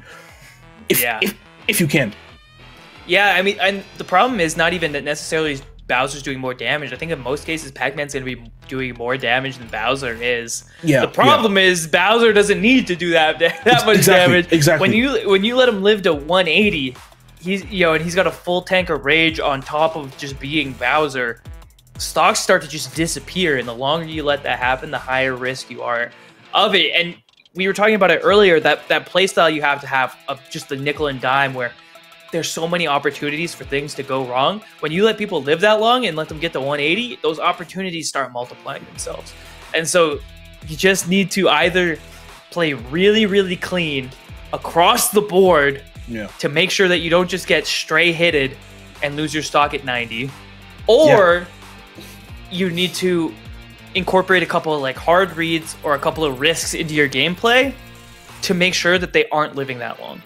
Yeah, well, we'll see how this goes as they are sending in. Oh, they are actually sending in Igloo. Okay, I am pretty shocked at this. I think I really would have imagined just Kip Pac-Man being a much better matchup, deals with a lot of the Bowser shenanigans a lot better than Yoshi does. Because Yoshi wants to or needs to get up close on you, I think this is where Bowser's really gonna thrive. Yeah, that being said, what we did see from Igloo last crew battle was only actually like one stock of what he can actually do. So we don't have the best idea of what he's actually capable of. And you know, that second stock that he had against Woodchuck Man was actually pretty clean, and we're seeing right now 130% just added on, unanswered into an F smash. Hey, we don't know the players. Igloo, I'm we sorry don't know the doubting players. I don't go to Shenandoah. Igloo rules. Igloo, Man, I am know. so sorry for doubting you. I'm so sorry for doubting this pick. That was an insane first stock. And you know what? Woodchuck and LVC down to their final stock. Again, loser will go to the last chance qualifier. Winner makes it to the conference championship. So much on the line right here. Is Woodchuck going to be able to kind of hold down the fort and survive this Igloo assault? Yeah, this is gonna be tough. Okay, and so that's the one thing I was most worried about. Is Igloo aware enough to not just pick panic options off the ledge for a disadvantage, right? Yeah. It's those panic options that get you hit with those F smashes. It's when you're not thinking, you're just trying to get off the ledge too quick. Igloo's showing some great presence of mind by just waiting for that up smash, getting off the ledge safe, and resetting neutral. No, absolutely, and like I don't think Woodchuck has been able to figure out what Igloo wants to really do yet. Good nair to break out of that combo. And one thing I love about Igloo is a lot of the time when we're seeing Woodchuck throw out a hitbox, instead of shielding, Igloo's just running away and then coming back and getting like a pivot grab or something like that. We've seen like 3 or 4 grabs like just like that in this match, and I think in all the matches we've seen Woodchuck play, nobody was really grabbing them enough. Oh, it's a tough spot. Okay, on the ledge. Yeah, you know what? Honestly, we can harken back to what I said. I lied. No, okay. No, not yet. This is so close, though, and up air will do it. We can harken back to what I said the first time these two played. I said Igloo needs to grab more, right? Woodchuck Man is doing a lot of run-up shield, just shielding in disadvantage, and we saw that change come into play. The B reverse neutral B, the pivot grabs, the run-up grabs. We saw, 4 or 5 grabs that game that just came in, all of them hit. And so, Igloo made those adjustments.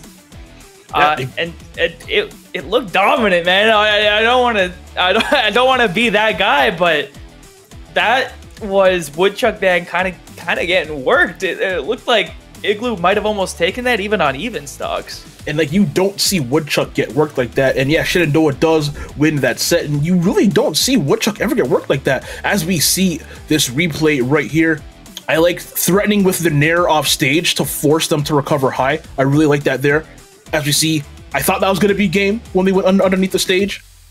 And yeah, right there, okay, after that downer, you see Igloo just, instead of shielding, just run away, run back in, get that back air right there to take the game and to take the set for Shenandoah. And Shenandoah will be moving on to the conference finals, which will be held on Sunday. Lebanon Valley College, they're still in it. They get set down to the LCQ, which will be next week. So we're going to see a lot more of them. I would imagine we're going to see a lot more of LVC, especially with, again, that balanced roster of players. I would imagine they're going to make it relatively far. But yeah, big ups to Shenandoah.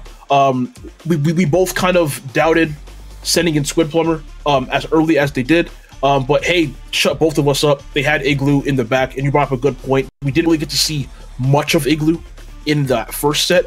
But yeah, showcasing why they're a staple on this team there in that next game, is completely dominating Woodchuck. Yeah, I think it was really interesting. We did talk about that kind of little bit of a fumble, putting Squid Plumber in second, but having confidence in Nib, which was the surprise kind of switch up going into that, bringing out the Wolf, who took a clean 2 stocks against Doink, took another stock against Woodchuck Man, put them in a prime position to win. And so, even if your plans don't work, Shenandoah showed us that they have a little bit left in the pocket. They got a couple more things that they can throw at you, a couple change ups. And so even if something goes wrong, these guys are not out and are willing to put up a show and put up a win. Yeah, and you know what? I got to give a big shout out to everybody on LVC too. They put on like a really good match. T-Stu, Doink, Meta, and obviously Woodchuck, they all played incredible.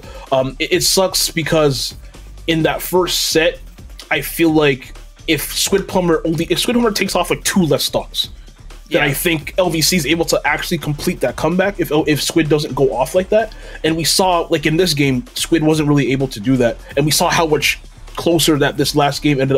I guess it's about the same stock deficit. But still, Squid took 6 stocks still. Yeah, but we saw like still how much closer this game could have been. If, so big ups to them. That also goes back to the point where it's just like, look, even if our teams are even, if our best player is better than your best player, like if our guy is a better guy than your guy, then that's a lot of the time. All one team needs to get victory over someone else. Yeah, honestly, it was really interesting because there was a point there where we were like, LVC might be favored here. Like, yeah, same. Yep. Yeah. Yep. Where we were imagining a world where that was the case, and before Nib came in and got that 2-stock, we were like, this could definitely happen. And so it also speaks to how much the tides of a crew battle can shift almost on like a whim, right? And how much it's like this stock matters so much, and this stock matters so much, and we talked, I almost think that, the TSN turning point is when Squid Plumber took off that last stock against Manta without losing his, that axe at the ledge. If we call back to that, allowed Squid Plumber to not only secure that last stock on Manta, but to secure a 6th stock against the next person that he played against. And I think that's where the crew battle kind of started to shift in Shenandoah's favor again. And then obviously on the Nib 2 stock as well. And yeah, I gotta apologize to Igloo. I doubted that in that last match, but like, man, Igloo, he turned up. Turned absolutely up in a matchup that I think both of us are kind of iffy on. But either way, we have an interview with the winners, Shenandoah University, coming up very, very soon. I'm excited to see how that's gonna go. But like, yeah, that was fantastic from everybody on the team, man.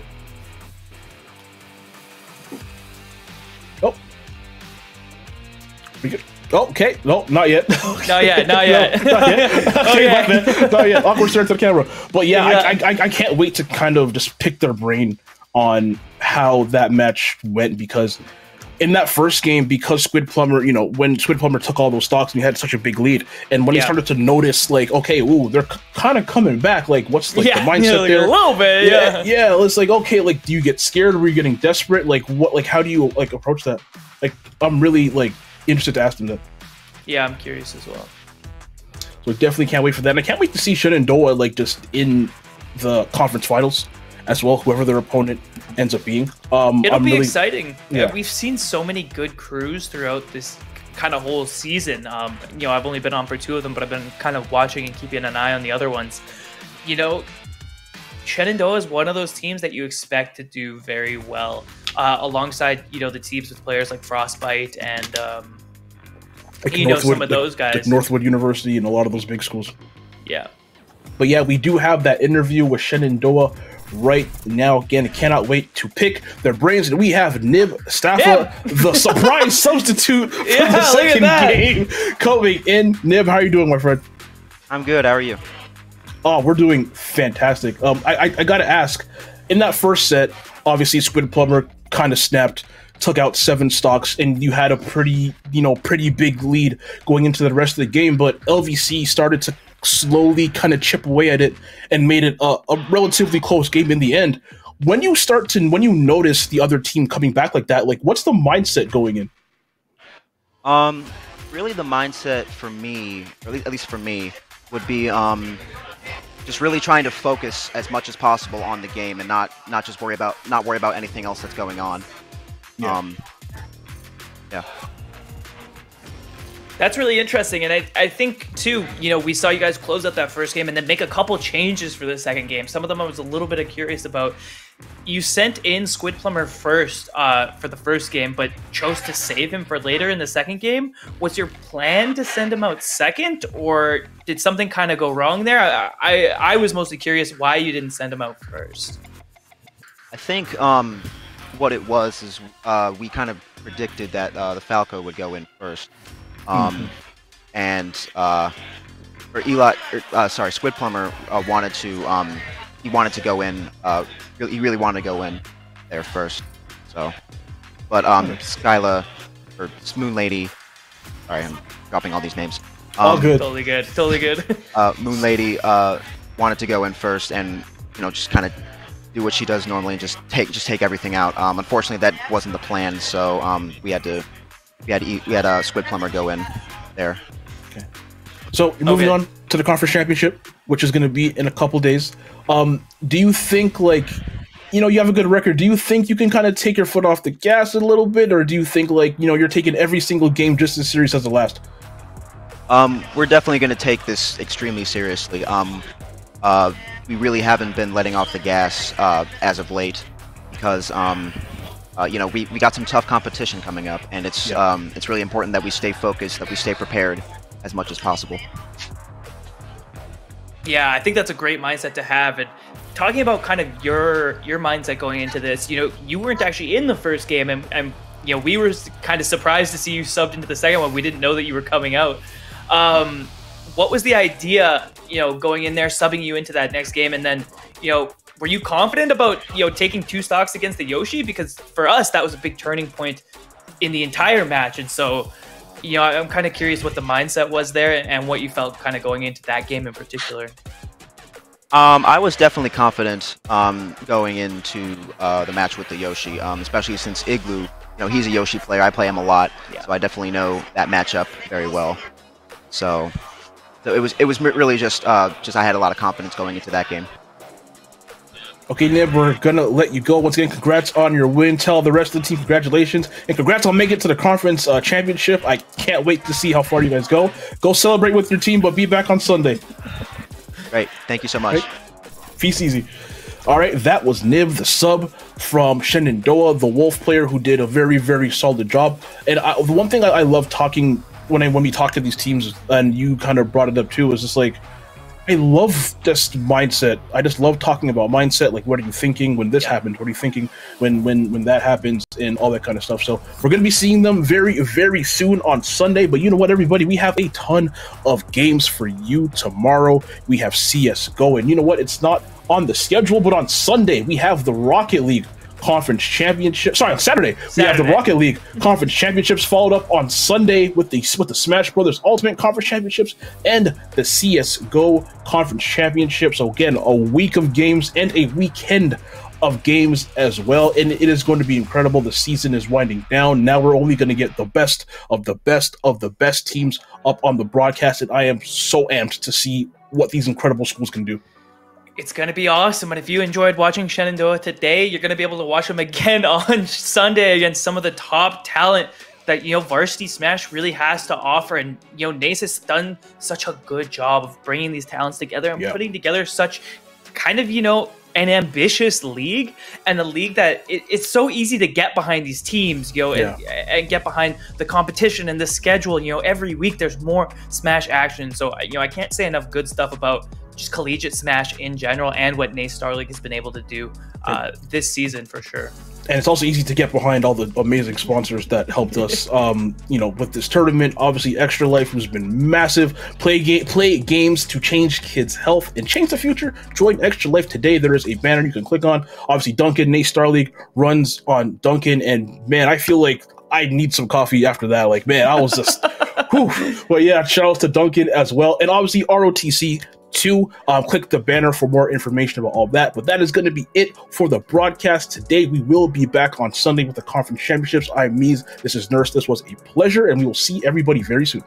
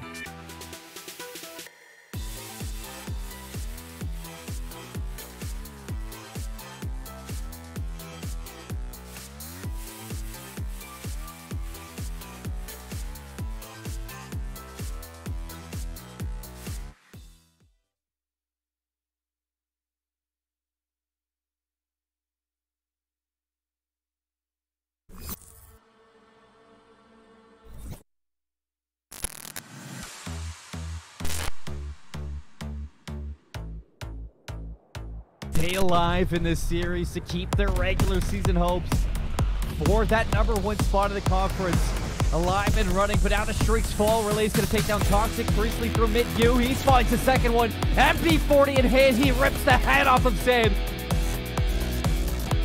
They need this Graviton Surge. They need this protection against what Glen College is bringing to bear. Be Cool is gonna. His blade is great to have, but how'd you get through? Yeah, we're gonna see the blade come out immediately. Vader finds 4 immediately. Only alive here on a. But they are not alone. Maybe solo. That doesn't mean they aren't enough to defend this spot. Help is coming. The walls are closing. Ali with 3. Tries to go up. Oh, this is going to be so this will land into the grab. I don't think this will kill it. It won't. No.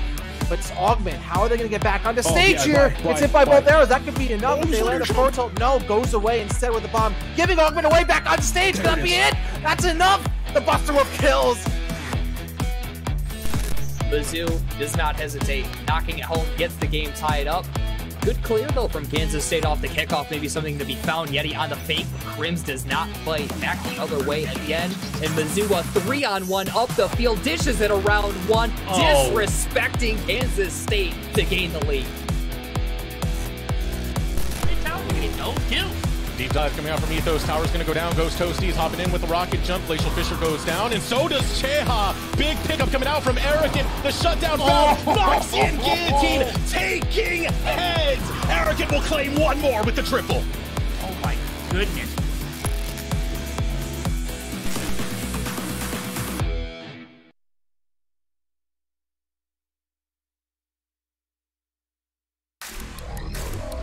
It's that time again.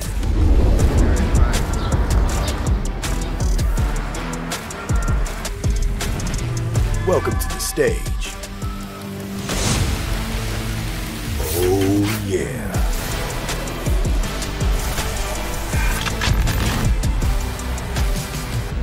energy and creativity collide.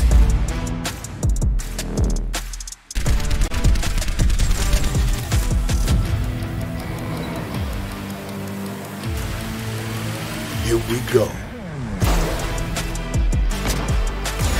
Let's level up.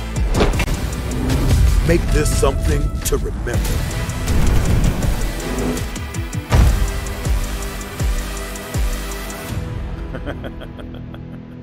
All right.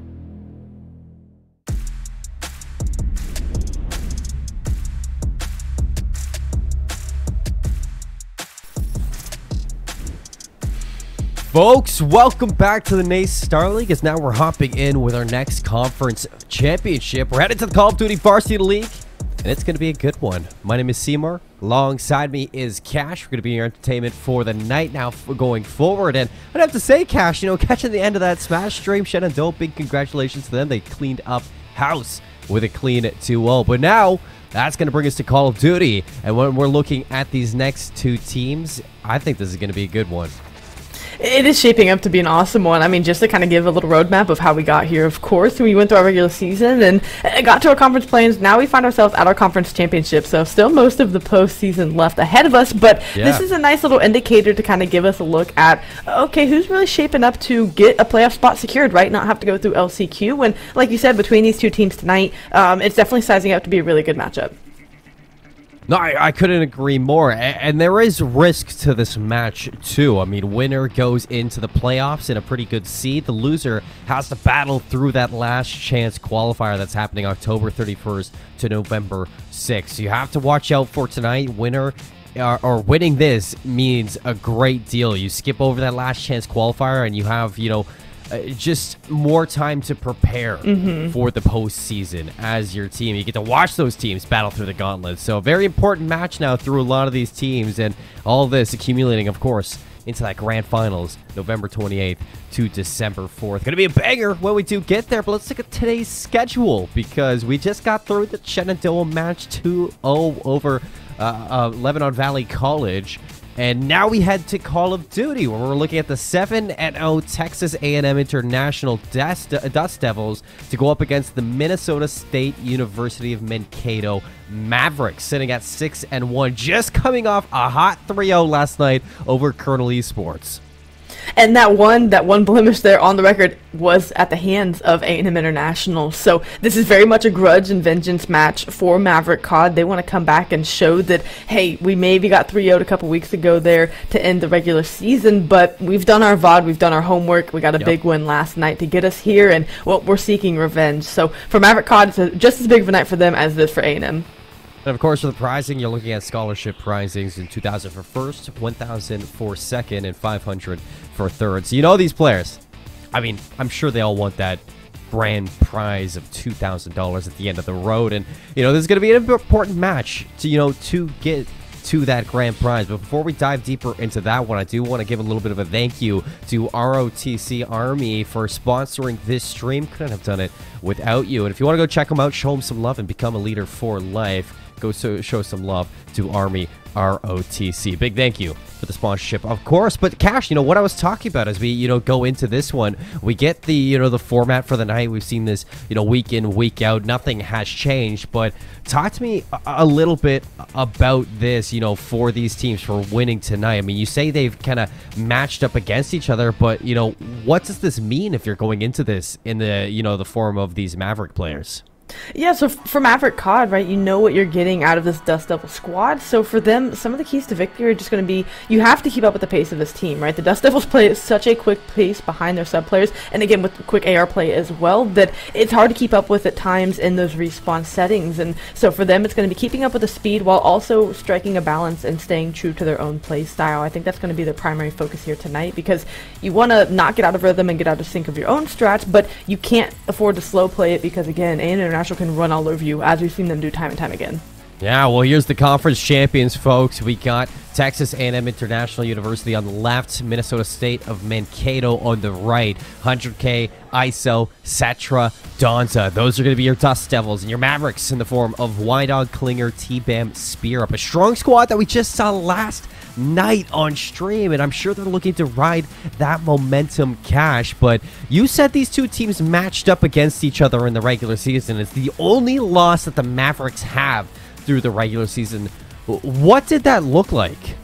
It was a 3-0 favoring the side of the Dust Devils. I mean, again, Ooh. It seems like right. We've talked about the disconnect. We talked about that storyline last night between Nicholls State and the top two. And again, at least at this point in the season, which given what we had talked about at the top of the show and what you've mentioned before for the Dust Devils, this isn't new for them to be playing that far ahead of the pack as the 1 seed. Right? They're known to get off to decent regular season starts and finishes. It's this postseason where they can kind of slip up and perform below expectations. So for Maverick COD, maybe they have their eyes on that and are taking sights on it, because I know they don't want to get 3-0'd again.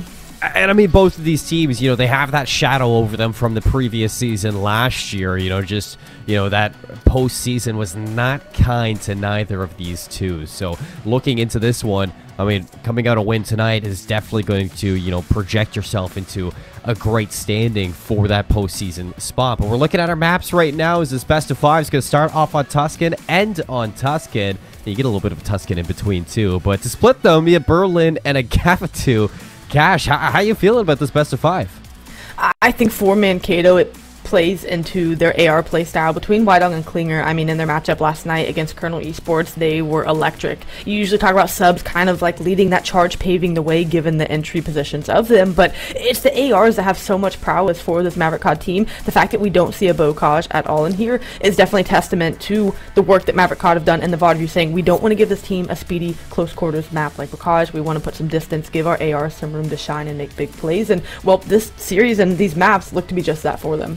Yeah, and we get a look at our predictions now for the night. You're going to take the, the side of the Dust Devils. It's a very safe call, Cash. I don't blame you at all. But I want the underdogs to win tonight. I'm looking at the Mavericks to turn things around, upset Texas A&M International, and move into that postseason. I mean, I talked about this team highly last year when we saw them in the Nate Star League, even in the CCL. I mean, this was a team that, got better every single time I looked at them. Yes, they had room to improve, and I think we've seen those improvements going into this year, and I'm glad they've stuck together, because when we see in games last night against Colonel Esports, I mean, this is a team that definitely wants to take down Titans, and here they find themselves standing in front of one of them in the form of the Dust Devils, and now it's their chance to push it to the distance and see if they can walk away on top. And for the Dust Devils, you have your work cut out in front of you. This is a squad where you talk about it across any facet of sports. It is hard to beat a team twice, let alone in a 2 or 3 week span. So the fact that this matchup is so quick, so back to back, you had a bye last night. You didn't get, in-game reps in a sense. It's definitely, they have a bullseye on their back for it, but knowing the squad, again, with 100K ISO, how quick they play behind their submachine guns, it doesn't matter what map it is, they will find a way to close distance, they will find a way to flank and be in your face. It's just a matter of have Maverick COD done the right kind of homework and have A&M International kept the gas, kept their foot on the gas in a sense, and though they had a bye, not found a way to slow down. I bet you they come out red hot here and want to put the pressure on Maverick COD early. And here we go, folks, hopping into Tuscan. I love those points, Cash, and I hope to see, these teams execute on them throughout this, because I want this series to go as far and as close as it possibly can. I mean, these are two teams fighting, for that end, or the best ends of the regular season that they could be ending on. Conference champions says a lot going into the postseason, and it should possibly, put yourself in that spot, where other teams are going to be looking at you. They're like, okay, conference champions, we got to take this team serious. We have to look into it, do some VOD review, and we can't, slip up against neither of these two teams. So, winning this, it's not only going to put you in that postseason spot, but it also, I guess, puts a little bit of weight on your opponent's shoulders, going forward. It's something where they don't have any kind of cushion to fall back on, right? Last chance qualifiers is You know, that is your cushion, that is your safety net, you know, something new implemented this year at NACE. So, yeah, definitely taking the win here and being a conference champion. Sure, you want the big chip at the end of the season, but this is a good one to, again, give yourself that, you know, that little bit of chip on your shoulder to play with. And like you were saying, just that mentality where other teams have to be aware of that. You know, a conference champion isn't earned, you know, by doing nothing and, you know, just playing the game and whatnot. You have to be a team that is well thought out, well composed, and can execute in tough situations. So even though it's not the grand finals, a conference championship is a championship, of course. And again, any team that finds themselves in this position will happily take it. Yeah, you win here, then you're going to put yourself in the same standings of your St. Clair Saints or your Northwood Timberwolves. You know, those teams that have definitely looked to be, you know, grand finalists at times. You know, Northwood in general, back-to-back champions last year in Vanguard, you know, for multiple different leagues. And, you know, just to put yourself in a spot amongst those teams is something of its own. If not, you're going to have to fight through the gauntlet. You're going to have to fight a lot of teams that are definitely looking for blood down inside of the pit. So hopping into this Tuscan, we got a big one afoot. Minnesota State University Mankato, Texas A&M International, Tuscan, Hardpoint. Let's kick it off. And you look at the Mavericks, they're going to have the less preferred side for this P1, better side for the rotation of P2. Looking for that early blank. You do have Spear up flanking it out. Cetra's going to go down. Klinger is going to join into the mix. And all three players in this first hill chime in for a kill to break. And that all started because they won the battle of mid-map. They got the first blood drawn there, and like you said, Spirit was able to push through and shoot a player in the side to get that P1 break behind the ARs. So a great game sense and awareness for them to be able to close out, get a break, and win the mid-map, know where the priorities are. But just as I say that, A&M International, they're already flooded through. They flipped out spawns. Yeah, they pull a little quick one out from underneath them and turn things around. Now looking to set up for P2. You do have Klinger in the back, so still a chance to disrupt if you are Mankato for this rotation. But I like this out of the Dust Devils. You know, set up early. You get those, you know, early aggressive angles with your ARs and your subs. You just tear up Church. But it all might fall away by Klinger just playing it so patiently in the back. 3 down for Dust Devils. ISO waiting for a chance to strike, just tucked away in the corner. T-Bam's going to go down, away back in now for the Dust Devils. ISO finds 3 in a row. And that's exactly what you need. Just Mavericks off those close spawns. This is going to be a quick fight again. Right back into the hill, and the kill feed going 2 for 3, 3 for 2, back and forth. No one garnering P2 time, what generally can be considered a money hill given the setup. The thing is, neither team got a clean setup. Both have flipped spawns twice throughout this, so now we're seeing the bloodbath ensue on the point, and again, no one has been able to make sense of the madness. We're going to start to focus on P3 rotation here. Oh, Klinger. Oh, Klinger, if he got that, that would have been huge. Now the cleanup from the rest of them, though. 100K has some great help out of ISO, and that scrap time still goes the way of Texas A&M International to now take their lead only by 1 point. But now, on the rotation, if ISO catches this player in the back, it's going to be huge. Respects the gunfight, playing for the teammates on the inside. They're trapped at the moment, but now looking to fight their way on through. Cetra going to hit the ground right now. Danza in the back, drops to Klinger. You see the retake started to start for the Minnesota State University of Mankato, and it looks like they want to collapse all as one. Cetra, turn on the inside, snaps to the first, going to go down immediately after. T-Bam, nice shots on a Danza, and a break back in for your Mavericks. For a moment at least. It's been so back and forth here on all of these hills. It seems like for Maverick COD, they're doing the work early. It was Klinger sitting in the back that finally awarded them P2 spawns. It was Y-Dog here to open up this hill, but it seems like the prowess here of the Dust Devils gets them right back in after they get a break, and that's just a testament to, again, this team's pace, this team's inability to give up on a hill no matter what the time looks like, and there they continue to get the last bit of scrap time, keep this 20-point lead, and already have pressure on P4. Okay, Klinger takes the wide angle to cut off a rotation. Still, Cetra, though, slips the line and, you know, disrupts a little bit of the time that Mavericks could have been getting at that. And the quick respawns here from the Dust Devils could mount themselves a great break right off the back. Danza gonna go through the door, finds a kill into Spear up. Y-Dog doubles up to break this one back. T-Bam, what was that? Off the top ropes, in behind ISO, takes care of the rest of the pressure. And look at this play from Spear up, just heading all of that early pressure that you could be finding, and it looks like Mavericks are going to bounce back here on this P4. Still 26 seconds to fight for. You can see that the Dust Devils, they want this last break. ISO is going to strike first. Cetra to double down. T-Bam all up to him to hold things strong now for the Mavericks inside this hill. Could be good for 2 on 6 in a row. Next kill could be a straight cash. trying to find this last one here before rotations focus to P5. And if there was one word I could use to describe this Tuscan so far, it feels like it's playing like a Bacage in a sense. The gunfights have been so fast, the engagements have been cranked up in numbers, and for both teams, again, specifically for Mankato, you've been keeping up. You've been hanging with the pace and making sense of what's going on, keeping yourself in this game early on. This is something I think for the Dust Devils, they're going to try to pull separation from, but Mankato haven't given them the opportunity yet, and they're not going to start here on P5. Yeah, Klinger forces the attention of the Dust Devils away, allows an avenue in for your Maverick. Spear Up's going to line up too, so it's going to be 3 down now for the Dust Devils. Life advantage on the inside, and you can see time now starting to pour to the side of your Mavericks as everybody's going to be setting up shoulder to shoulder on the inside of P5. Nade barrage to try to deal some early chip damage. Wydog down low, good for 1. A trade though keeps us even on the inside. Spear Up and Klinger, and Spear Up on 4 looking for number 5 though. ISO lines up 3 and hold things strong. Back and forth haymakers. And what our first set of rotations here, Seymour. It is 100 to 100 essentially.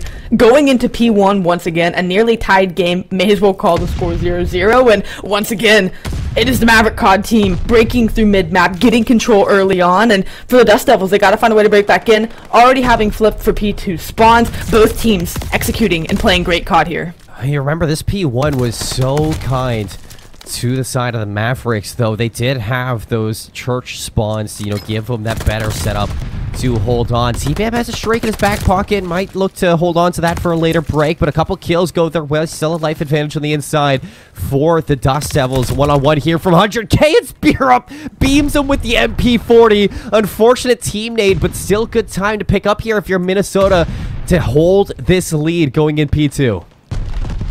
Great time to find, and you know, at this point in this game, looking at the slaying column, it's just about even until you get to the third player and T-Bam, etc. T-Bam just a bit outnumbering, and that's where this deficit's coming from, finding a handful more kills, going the distance, making those plays that are needed of the team, and now have swung the lead 20 points in their favor. It's going to need to be a quick P2 break if they don't want the Dust Devils to have a chance to respond, but Danza going to find 2.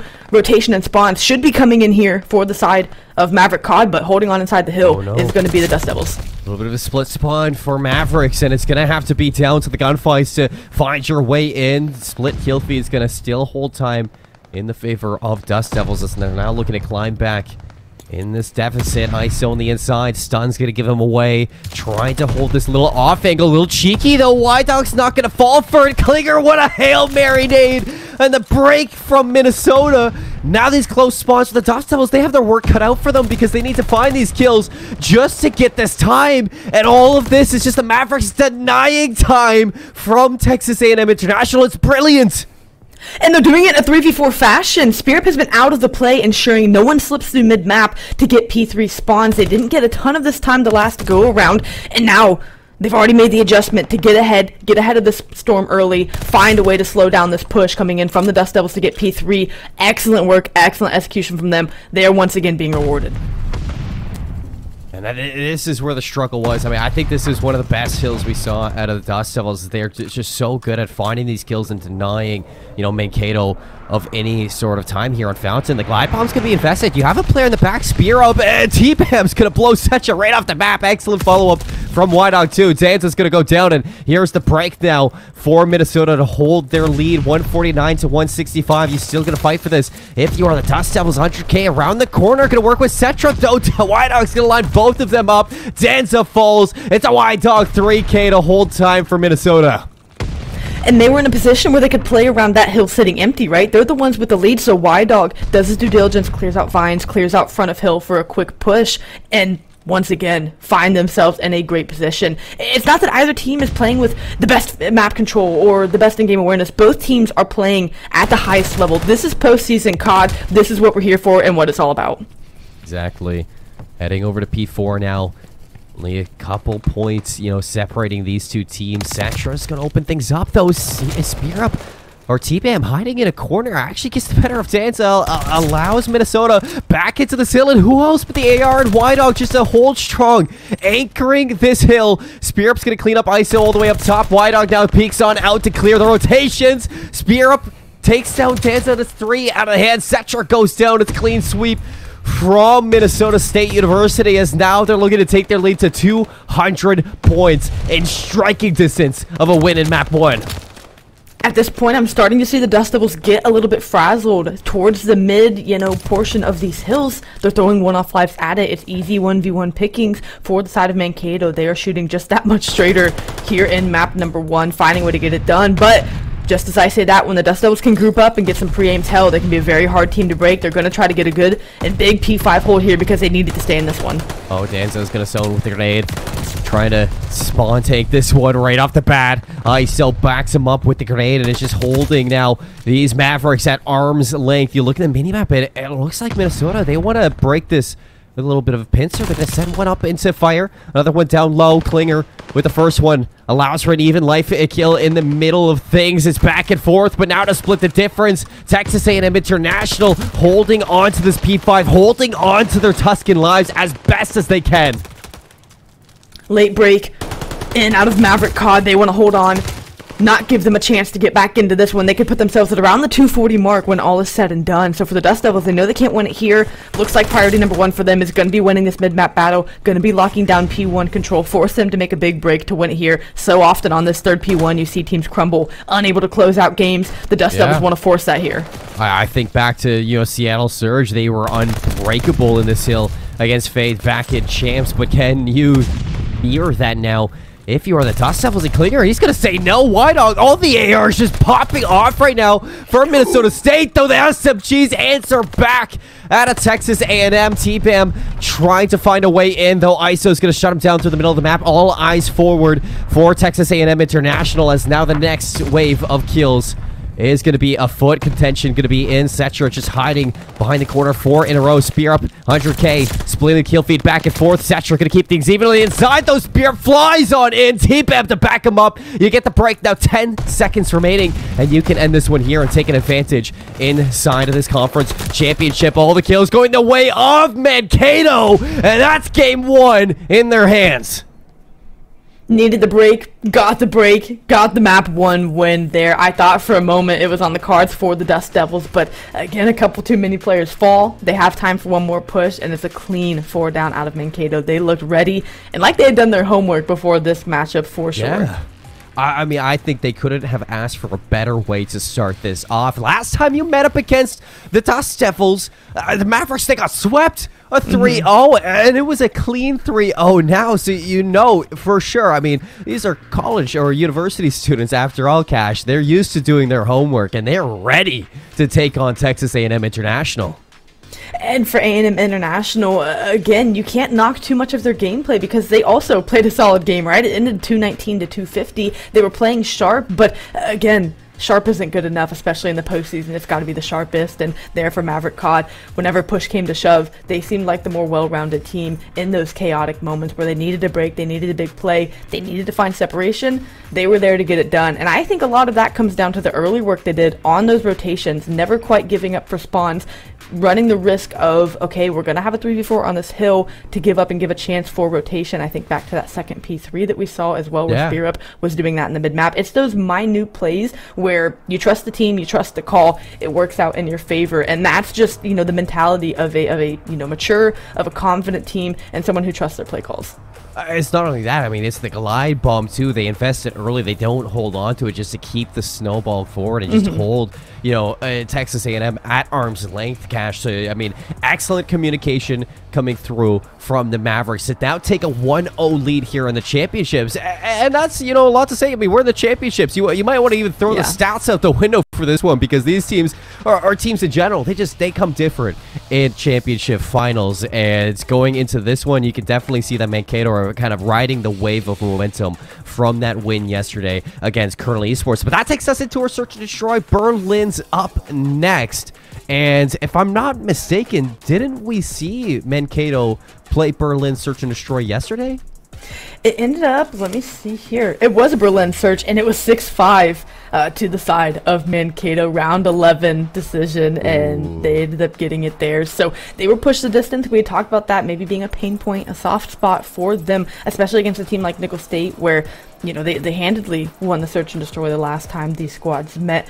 Pushed to around 11, so that as of last night, right, that was kind of a point of homework for them, and obviously they have Berlin here, so I expect cleaner play calls and execution out of them, at least to not repeat and get put in a situation that's as tight as that one. Yeah, I mean, I think Berlin Search and Destroy is an excellent map to go to if you are Texas A&M International. You saw, the weakness here just yesterday from Minnesota State of Mankato, and this is where they can exploit that and turn things around, bounce back after that game 1, which was close too, and you push this to a map number 4 at least if you are Texas A&M International and you go back to a hard point. I'm sure they want a little bit of revenge after that game 1 was as close as it was. But here we go. We hop into this map number 2, Berlin Search and Destroy. Who do you got your eyes on, Cash, in this one? I have my eyes on Y-Dog. Again, for the keys to success for the Dust Devils, I had said you can't give up big plays. You can't let someone get a hot hand. How many times were you calling out Y-Dog popping 2-3 kills whenever it seemed like he was the only one left on a hill? Y-Dog is the one to watch for the side of Mankato for me. And again, it's getting the ARs comfortable for the side of the Dust Devils to be able to respond in a big way. So those who I have my eyes on for now, and you let someone get a hot hand, can you do damage control and cool them down? Well, we hop on board with Y-Dog. This is with Klinger over towards Hay. They got the right call for this one, though the pressure's a little bit too much to handle. ISO, quick as ever to sneak through the backline, takes down 2, giving the advantage over to the Dust Devils early, and a quick plant at A as well. Now for the post plant, I mean, look how deep 100K is playing. This is, if you take a picture at this minimap, this is the perfect post plant scenario. Spear Up doesn't know where to look. ISO now 3 into the round. It's only a matter of time before player number 6 is going to get called out. You can see all arrows turn things around, and 100K is going to put an end to it. Clean strategy, great execution from the side of the Dust Devils to take round number 1 and show that we're not even thinking about that loss that we just took. They know what they need to do here on Berlin. We talk about Mankato having done their homework and being ready for the Dust Devils. Well, they had a bye. They were watching that game last night and saying, okay, these were the pain points of Minnesota State in this Berlin S&D. Let's exploit them. Let's make them pay for it. It was when Nickel State got aggressive and slipped enemy lines that Mankato wasn't keeping track of players. There it was ISO slipping through outer, getting great timing, finding 2 kills, basically securing the round for them.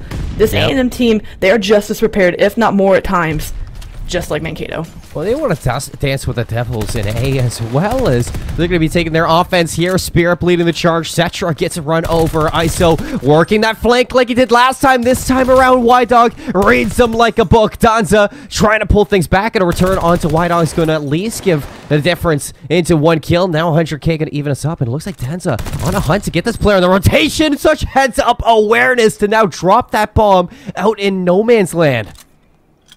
Great awareness to know, okay, I don't see him tickets, I don't see him outer, he's got to be pushing through. Just, again, keeping that pacing, running down the map with him to catch him off guard and find that kill. Spirit able to neutralize it to a 1v1. Problem is, bomb is down back tickets, and I'm going to say Danza knows that based on where he's playing. Danza has been such a rat in this round. Now top third, so quick to rotate and reposition. No, Spear may have just seen him. Shots early, going to give it away. Spear up top, take it. Oh my laser beams. Spear Up clutches up in the 1v2. I need one hand to climb, one hand to shoot straighter than you. That's exactly what Spear Up just did. Danza had him dead to rights. Could not pull off the gunfight in a big way. Mankato respond in round number 2. And I think that comes off of just, fighting fire with fire. Mavericks, they don't want to roll over at all. They want to show that, if Texas A&M want to turn up the heat, they're not afraid to, fight right in the depths of those flames. Danza gets early information on players crossing. Gets an easy kill on Y-Dog there, and Chow's a second office. Why not? It's a game of Chow's, and, well, neither team backing down here. A control given for the time being for the Dust Devils, and in a 3v2 situation, they're going to do their diligence and clear it out, but how do you look to retake this is the question being asked from Maverick. It's all going to start with T-Bam. If you find 100K, this is going to be the difference, because 100K is just going to be waiting in this post plant. Spirit brings it back into a 2v2 on 4 kills in a row, so you have to be thinking streaks now. If you are Spear Up, 35 seconds for the retake, 100K still yet to be found. Shots are going to give things away for the information. You can see now, down in secret, Danza trying to play this as close to the clock as you can. Look at this rotation coming through from 100K. I mean, this could be the end game for the team. Both players in a pinch. Spear Up's going to hop the bomb. 100K takes the first. T-Bam for the trade. 1v1 on the inside. MP40 versus AR. T-Bam needs to take this kill, but there's just no time. Played it beautifully. The stun slowed down T-Bam just enough. Wonderful heads-up play, and way to save your tack until the end of the round, until a needed situation. I can't say enough about how much I'm enjoying this matchup. I mean, map 1 was great. Map 2 is off to a fantastic start, handshaking the first 3 rounds. Both of them, or the last 2, excuse me, have come down to 1v1s that have split the way either team. And wow, what high-level COD we're seeing here tonight. I do have to say, I mean, this Search and Destroy is such a treat. It's delightful to see a chess game on Berlin right now. It's something you and I don't really get through this map. A lot of time it's just clutch plays and one-sided affairs for Berlin Search, but both teams really bring it all to try to push the limits of each other. Danza gets the information, cooks the nade right onto T-Bam, and beautifully drops it onto his doorstep to find that first elimination. Now a chance to keep the steamroll going. Klinger's gonna challenge Danza, unkillable right now through the round. It's a clean 3 down, looking for the flawless spear up. He's on the flank, but the damage, it's already been done. He's facing the lights. As soon as he peeks out, the information's going to be given away, and the collapse is going to take him down. A clean defensive hold from the Dust Devils, and again, that's all behind Dan. It started with the nade. The bomb got scooped by Klinger, knew exactly to check that tank spot again. You know, I haven't enjoyed Berlin much at all this Vanguard season, and I know you guys can't see it now, but I'm actually smiling watching this. I mean, like you said, it's generally a one-sided affair, or, you know, something crazy. I know for you, Seymour, that's crazy to hear. I give a lot of discontent for this map, but it's been a good time. Like you said, it feels like a chess match. Both teams executing their strategies to the best of their ability, and it's treated us through 4 rounds. You know it's a good match when Cash is smiling at a Berlin. It's a scary sight to behold, but I mean, for either one of them, you know, it's a map you do not want to let go. Spear up, face tanking right on the bomb. Shots through the door, but here's the pressure. Setra just going to slide on in. Easy kill onto the first. Klinger trying to deny it. He's done a great job at that, burning the clock. Now Setra has to make a play from behind. Going to take down Klinger. 1v2 situation now in enemy zones, but he has no information, and it's the bane of his existence. That's a round in the hands of Minnesota, and they bring the difference back to 1. A good round for them to win. You did not want to let the Dust Devils pull off 3 straight and get round separation here. And map number 2, they're a team that can close out very strong and run away with maps like this where they can find separation. So they keep it close. They keep themselves within 1 here. And we're going to see if they can even try to neutralize it here. We're already through 5 rounds, about halfway done with this S&D. And back on defense we go for A&M International. It was clinical out of them, leading the way from Danza last go round. And really, the team that's been taking first bloods has really been favored to win these rounds. Oh, Klinger, 10 HP, stays alive. So important as Klinger. He may be 1 in 5, but I mean, this guy had such an excellent performance back on that Tuscan hardpoint, and I don't expect him to stay at this scoreline for long. Spear up, though, is his complete parallels as he's now popping off here in Surge 6 and 4, and he opens up with yet another first blood. T-Bam's going to get an angle, and ISO, that's bombed down. I guess, I mean, T-Bam's the one carrying the bomb, so it's not bombed down the other way. That's bomb taking him down. 1v4, gunshot's gonna go away. 100K's position, you can collapse and, well, do what you gotta do to get this kill. 100K finds 1, and now the rest of the 3 players gonna look to find this kill, trapped in the bomb site. It was first bloods. It was a second behind that, which makes it that much easier. And again, that first blood conversation ringing true. Whoever can get that first kill, finding a lot of success in these rounds. Yeah, and you saw at the end there, I think T-Bam was respecting 100K a little bit there. He said, okay, let's just back up, wait for all 3 players to push in, and 100K was decimated in that B site. You gotta respect a straight shot, man. 100K shoots definitely different here, especially for this Dust Devil squad. Sitting at 5 and 4, a performance that, you know, he wants to continue to improve on. Not satisfied with that at all, though. The team performing well, and we are tied up at 3-3 here. Another A push coming in from Dust Devils.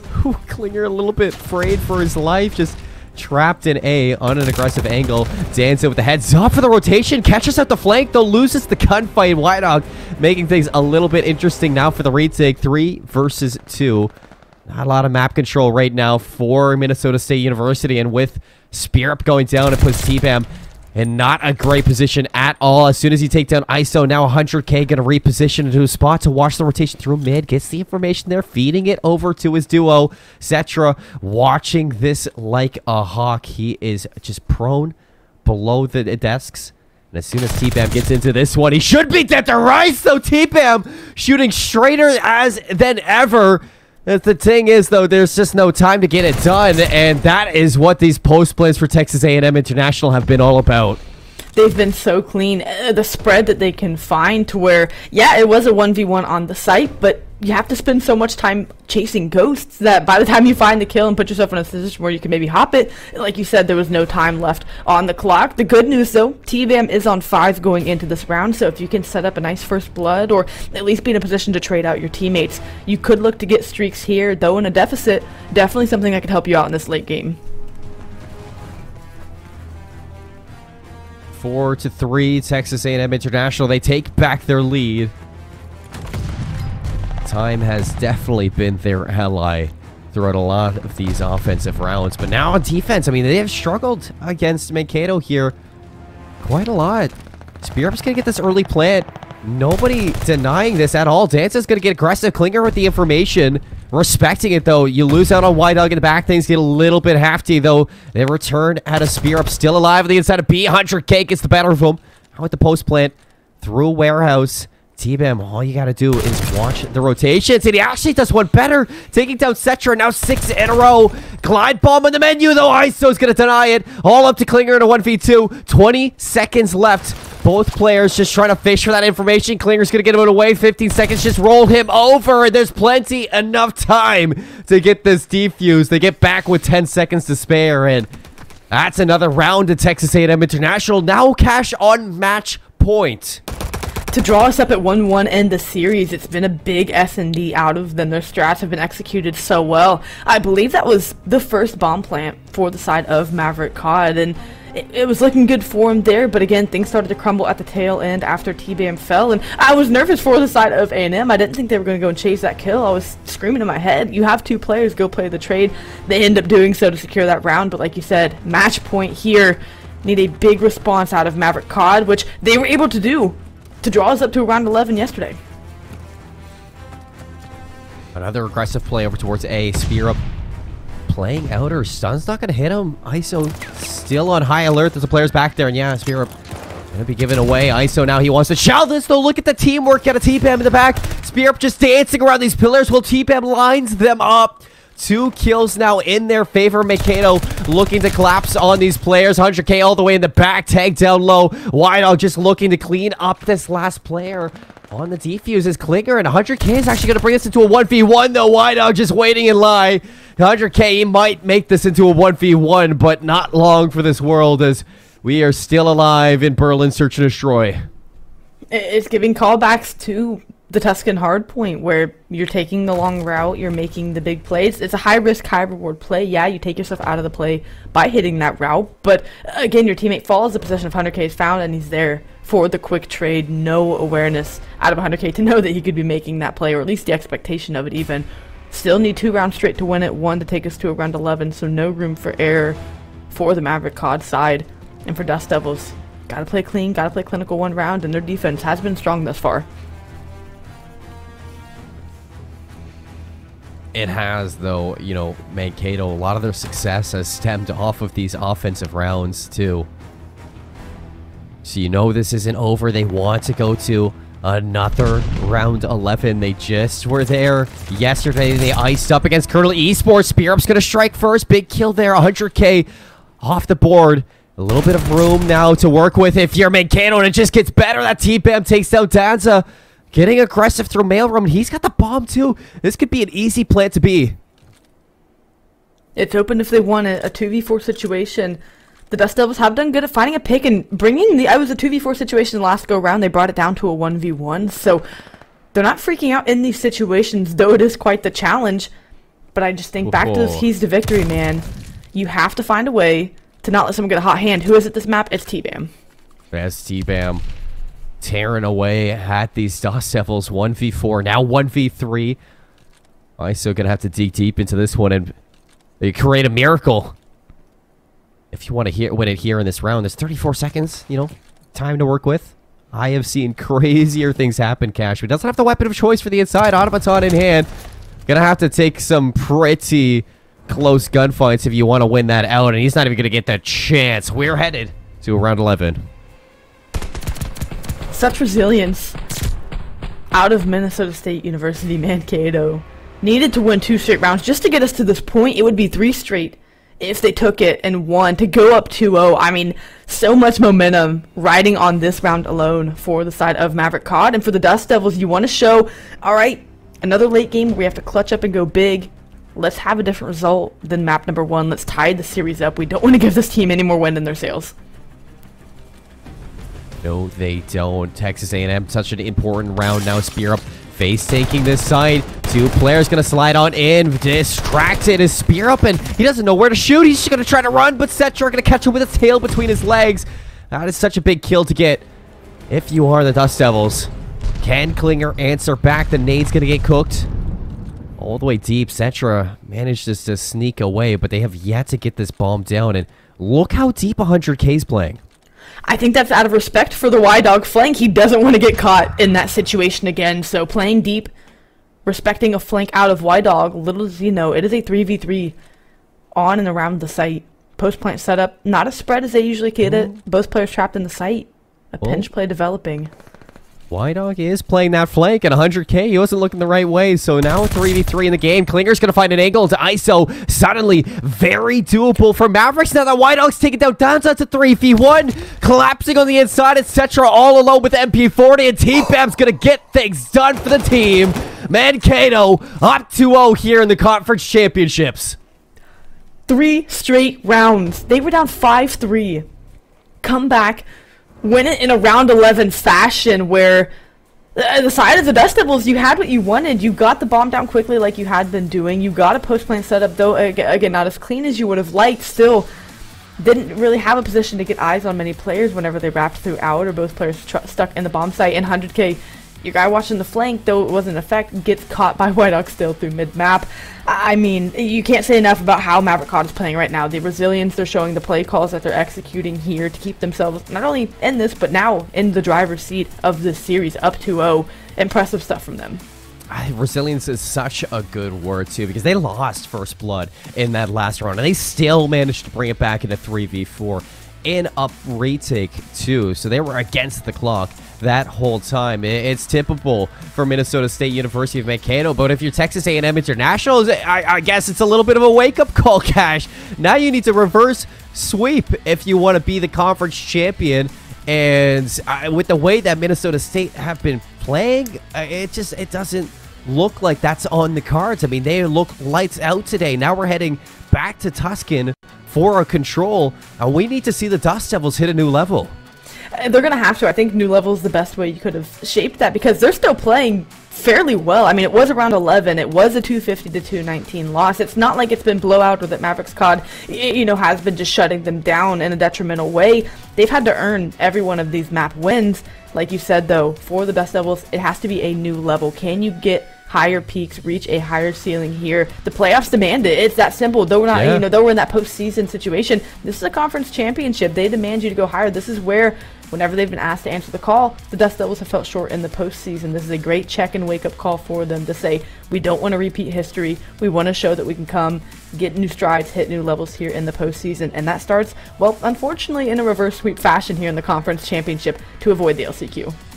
Well, a lot of these, you know, conference championships, they looked a little bit one-sided when I was looking over them, and I thought Texas A&M International, with the history that they had against Mankato, I thought it was a shoo-in to win this, but we might be facing a little bit of complacency here for the team because obviously you see that the adjustments, the small, minute changes in Minnesota State University of Mankato have been enough to triumph over 2 maps against the Texas A&M International Dust Devils, and heading into this one, there's no room for complacency here. We need to see some quick adaptations, and I think when it's going to start. It's going to start in the slaying for this team. When we go back to the Tuscan hardpoint, around the second set of rotations, you saw 2 players plus 20 kills for Mankato. And going into the third set of rotations, there were 2 players on Texas A&M International that were still below 20 kills inside of their feeds. So going into this control, you know, kills being so much more important than in a hardpoint, you need to see the Dust Devils start to step up in their slaying. You definitely have to see it. It was marginal to start, and then you got to see more of it get glaringly obvious at that later stage of the hardpoint. You're absolutely correct. And for the side of the Dust Devils, usually a team that never struggles with slaying. Again, you let someone get hot, you let a couple players get rolling, and now you have not been able to stop them. I'm looking at 100K to come out and have a big game. ISO had a big search and destroy there, was able to find 1 and 2 pieces, able to clutch up situations. So again, all 4 players have shown it's not that they've played bad Call of Duty tonight. Maverick COD have just come out that next step, that next level higher than you, forcing you to have to once again make a big adjustment and go big here in this conference championship. So they're by no means out of it. These have been neck and neck, about as close games as you could call. It's just those minute adjustments once again having to be made that are going to reflect in a big way on that score line. Here in this control, you absolutely nailed it. It's going to be slaying. It was outslayed in the first respawn, something you can't have in a control because, well, if you're outslayed, you're probably not winning rounds or at least having a hard go at it. So I think that's priority number 1 going into map number 3 for them to kick it off, and I fully expect them to be able to find and hit a groove here, barring that they again can keep these players slowed down and out of tempo of sorts. So I think messing with the tempo, getting those comfortable kills on the board, they can find themselves right back in this one. For Maverick COD, keep doing what you're doing, well, because it's working and you're up 2-0. Oh, I mean, 250 to 219 Tuscan hardpoint, 6-5, round 11 in Berlin Search and Destroy. It couldn't be any closer, so you know the recipe to success is there for Texas A&M International. It's just executing and now starting the reverse sweep. Map by map, step by step. It is just one round at a time for this team. And I mean, we've seen it in the past. This team has found success through the regular season. Why couldn't they do it here in the conference championships? It's not over till I say it's over or until the team say it's over, Cash. And I expect that these Dust Devils, they want a little bit of revenge on Tuscan. They most definitely do. This is not a squad that will just roll over dead. I expect them, even if they can't pull off the series win, I expect us to at least find a map win here for the Dust Devils. Of course, it has to be here if they want to do it. I at least can see them getting 1, if not 2, and forcing kind of that Game 5 situation. But we'll have to find out. Like you said, revenge on Tuscan on the docket for them. They don't want to go down the way they did last time in Heartbreak. They'd rather have a bit more control of the map, of the control of the series here. But things not going your favor thus far tonight. No biggie. We saw how they came out in that Berlin S&D, right? They didn't look like they had been fazed by that loss. Now that you've taken 2, does control look any shakier, or are they still razor focused, ready for this map? Well, all the data showed that this was kind of wrapping up to be a quick 3-0 for Texas A&M International, the conference champions. Well, knock, knock, hello, it's Mankato now on the stem of a sweep of their own, up 2-0 going into this control here on Tuscan. And before we dive in, big shout out to our sponsors, Army ROTC, become a leader for life. Go check them out, show some love to the U.S. Army. It's time for map number 3, and Klinger, he's going to open up. Opens up with the kill. It's ISO who have slipped the net and slipped the line. Gonna find an easy kill on Klinger to respond. The push is coming through B. The trades go even. It's gonna be A&M International here with more presence. Damage dealt out of Danza. The push. The flood is on. Stack now coming in as ISO. Gonna work some magic in the back. Find a couple of kills if he can and give this team an easier go. We are out to the races, Cash, as ISO is definitely going to keep them distracted for now. We'll take Cemented here over towards B. This quick wrap is going to be happening through Mankato, but it doesn't matter because all the gunfights are going the way of Texas A&M International. Somebody's going to slip on in. It's Klinger, but he's not long for that point. 3 kills in a row for Danza. Now a second tick towards B. Control looking to be the way back in here for Texas A&M International Dust Devils, and they're making it look good here on Tuscan. This third tick, it doesn't look like it's going to happen, but you know, enough for them to start off strong. More than enough damage done, because you still have Mankato fully clearing out this B site. They still expect presence to be here. Now the quick wrap and play coming in at the A site. Only, you know, 20 or so seconds have ticked off this clock here in the first round. So for the Dust Devils, a fantastic opening break. You get 2 ticks at B, and again, no pressure or presence out of Mankato here at A. They look like they might even chalk it up.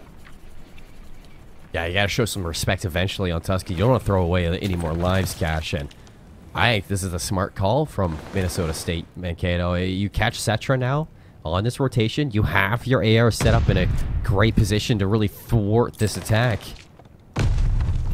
And now 2 minutes on the clock. Cetra is going to go down. Should slow things down for the Dust Devils, but it doesn't look like it wants to slow down at all. Danza picks up the pace, and he's going to meet the AR of Klinger.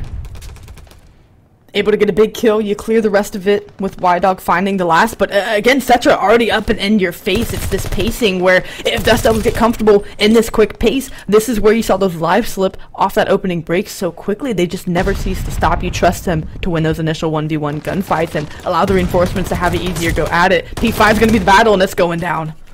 ISO spawn killing T-Pam, a little bit frustrating now for your Mavericks as the way in. They clear out P5. Y-Dog tucked away in the corner. Can he hold on? Here they come. Danza, no idea. It's a great first kill out of Y-Dog. He's going to hop in, just keep them from securing this B zone, but a player has still found their way in behind. It's 100K, and they have no idea. 100K is going to take down Y-Dog. Cetra is going to double down on that one. It's going to leave the point a little bit open, and here comes ISO to pick you off your respawns.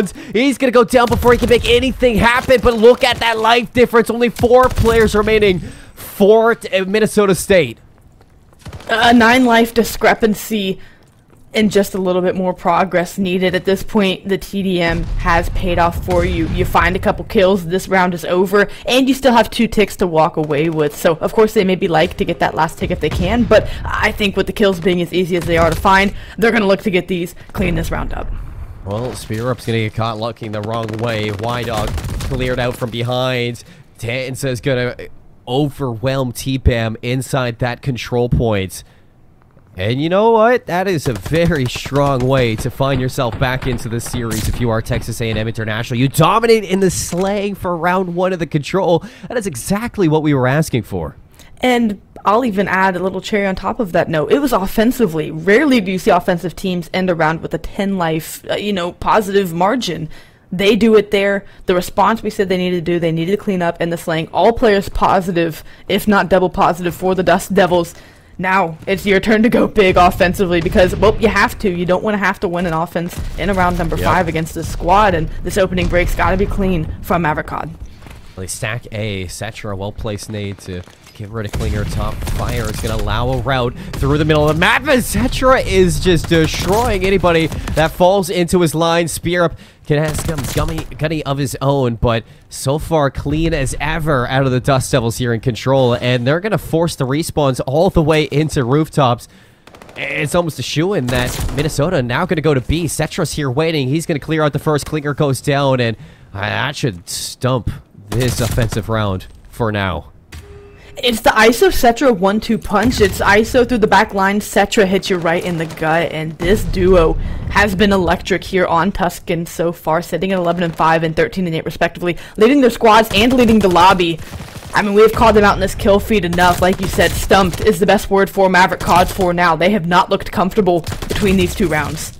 That's what you wanted to see. You asked it yourself. ISO to step up 15-9 here in the control, but I think, Texas A&M, they found that next level. Cetra also outperforming the SMGs of Minnesota State University of Mankato, and when that's happening, that's so important to success on Tuscan. When your SMGs are frying, the Mavericks, they don't even have a chance for their ARs to get comfortable.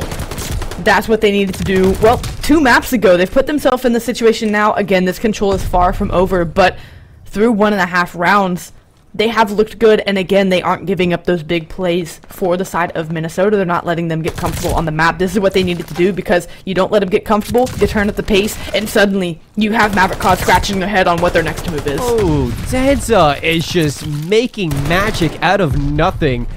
SMG in one hand, AR in the back pocket, early shots at a Y-Dog to clean up there from ISO, and they stop yet another offensive attack over towards B from Minnesota. Now 15 lives to 11. T-Pam does take down ISO, so should be, starting this next offensive wave. Klinger through charge, good for 1, can't get the second one. 3v3 now in the kills. Spear Up gonna find Cetra from behind, but look at that split kill feed is gonna allow a way back in here from Texas A&M. You just can't get anything going right now if you're Minnesota when you're just trading things out.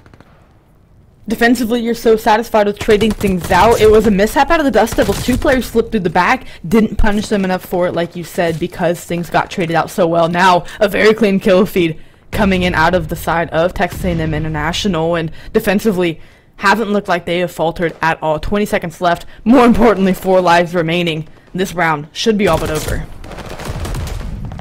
Yes, it should be. 1 life left. Danza. Oh, no, not going to finish it out. T-Bam. A little bit of a tough kill, though the pre-fire is going to get it done, and that is as clean as you could. Well, I mean, you know, it was a little bit of a fight back there from Minnesota State, but clean 2 rounds, though, in a Tuscan control, I'd say, at a Texas A&M International. Where you needed a bounce back, you've done just that. I think is what we're trying to get at here in a sense. It has been clean as far as what we've seen of them thus far. They've been tested, they've been pushed. Here on control, they could not look more comfortable through 2 rounds.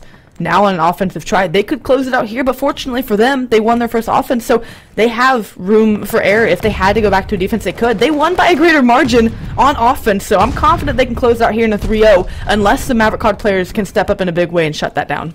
But it just doesn't look like that's on the menu for this team. ISO already top church. Spearup's going to get beamed at a distance from the MP40, and he's so quick to reposition deep inside of church, so they have no idea on the positioning of ISO, and he still has a chance to completely explode onto one of these sites in a moment's notice. 100K is going to line up 2 through the middle of the map. That's a go-ahead for the rest of Texas A&M to flood on into the zone. Stop the clock at a minute 11. T-Bam's going to get beat down by 100K over at B. And now they have presence at both A and B cache. ISO and 100K, the players on streaks. Here and alive. As I say that, of course, the Caster Curse, I apologize, they get cut down. No streaks on the menu, but they haven't needed them here. It has been electric from this squad. I was going to say, I'm not apologizing. That's true. You know what? They don't even need streaks at this point. They are frying and flying here in this control. Streaks would only seem like icing on top of this cake that is, well, looking like something they are eating up here. Minnesota has made this competitive throughout this defensive round, though they still let go of the A zone, and now with 2 minutes left and even 19 on 19, this is where Texas A&M want to be. As now you're going to see them group up here in church, wait for the opportunity to just flood on in. If they take control of these spawns, this could be all over. It absolutely could be, and I can't help but keep saying this is the A&M that we got to see against Maverick COD 2 weeks ago. This is what we saw get them to a position of being, you know, #1 in the regular season and their conference. Everyone for the side of Mankato negative. This is the A&M play style we are used to seeing. It arrived, well, at no better time than when they had to. Minnesota forced their hand, and now they're going to have to take this medicine as the Dust Devils look to catch fire here and slow play this round. They want to close it out here, and they're going to play it smart. Yeah, this is step number 1 on the road to revenge for the reverse sweep. Y-Dog's going to get notified that the contention is going to be out. Klinger, a lot on the menu, a lot on his plate in the back line. Danza is going to overwhelm him. Cetra snaps back to take the Y-Dog out from inside. Now a chance, 57 seconds to hop on and start collecting this progress, though the respawners, Klinger and T-Bam, they hold on tight for Minnesota. And have a life advantage. The defense finding form, holding shape, not bending but not breaking. Still 1 player in your back lines. Who is it? ISO. Peekaboo. Finding a kill there, and the reinforcements come in. Y-Dog slows things down, but full steam ahead for the side of the Dust Devils. They are paying for it dearly, but presence still here on this B site. It's the exact same thing that I was saying for Minnesota back on their offensive round. I mean, you just cannot be satisfied with these trades to get onto the B zone. Finally, they find a break. 2 down for the Mavericks, and now you see the hop on for collecting this progress here at B. First take going to be locked in. Second take getting worked on, but here comes the retake. Klinger opens things up. He finds the second one, and there's the break for the Mavericks. T-Bam gets the last, and now 21 seconds. You're against the clock. They have to fly across this map. They want to find these kills. You know Mankato's going to try to get mid-map control as well. It's got to be a little bit of TDM to find these opening kills. Klinger going to open up with 1 to make it that much harder for the squad to get through. But ISO could blow this up in their face on the back lines. I don't know that there's time for the play to develop. There isn't any time. 2 seconds left. 1 life left. ISO gets cut down. And we're not done with Tuscan just yet, Cash. I was going to say, Texas A&M, they look clean on this Tuscan control, but this is just what you expect in a conference championship. Each team fighting tooth and nail to be the champion. Minnesota not giving up just yet.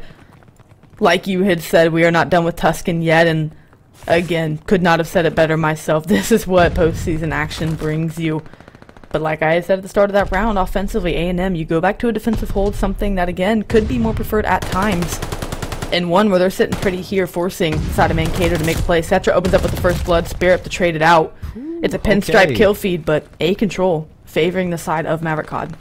And after that first round was convincingly won by Texas A&M International's offense, this is what you were talking about, Cash. I mean, you need to win an offensive round now if you're Minnesota State University. I think this is the hard part.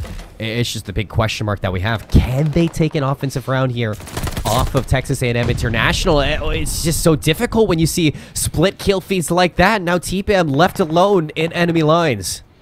And it's weird to me that the side of Maverick COD didn't opt to just get the A control that they had. They tried to get some church control, but again, for the side of the Dust Devils, they've been trading out so well that it hasn't afforded any map real estate to the side of Mankato. Now they have themselves in a situation where it's going to be less than 2 minutes on the clock for them to get B. Lives even.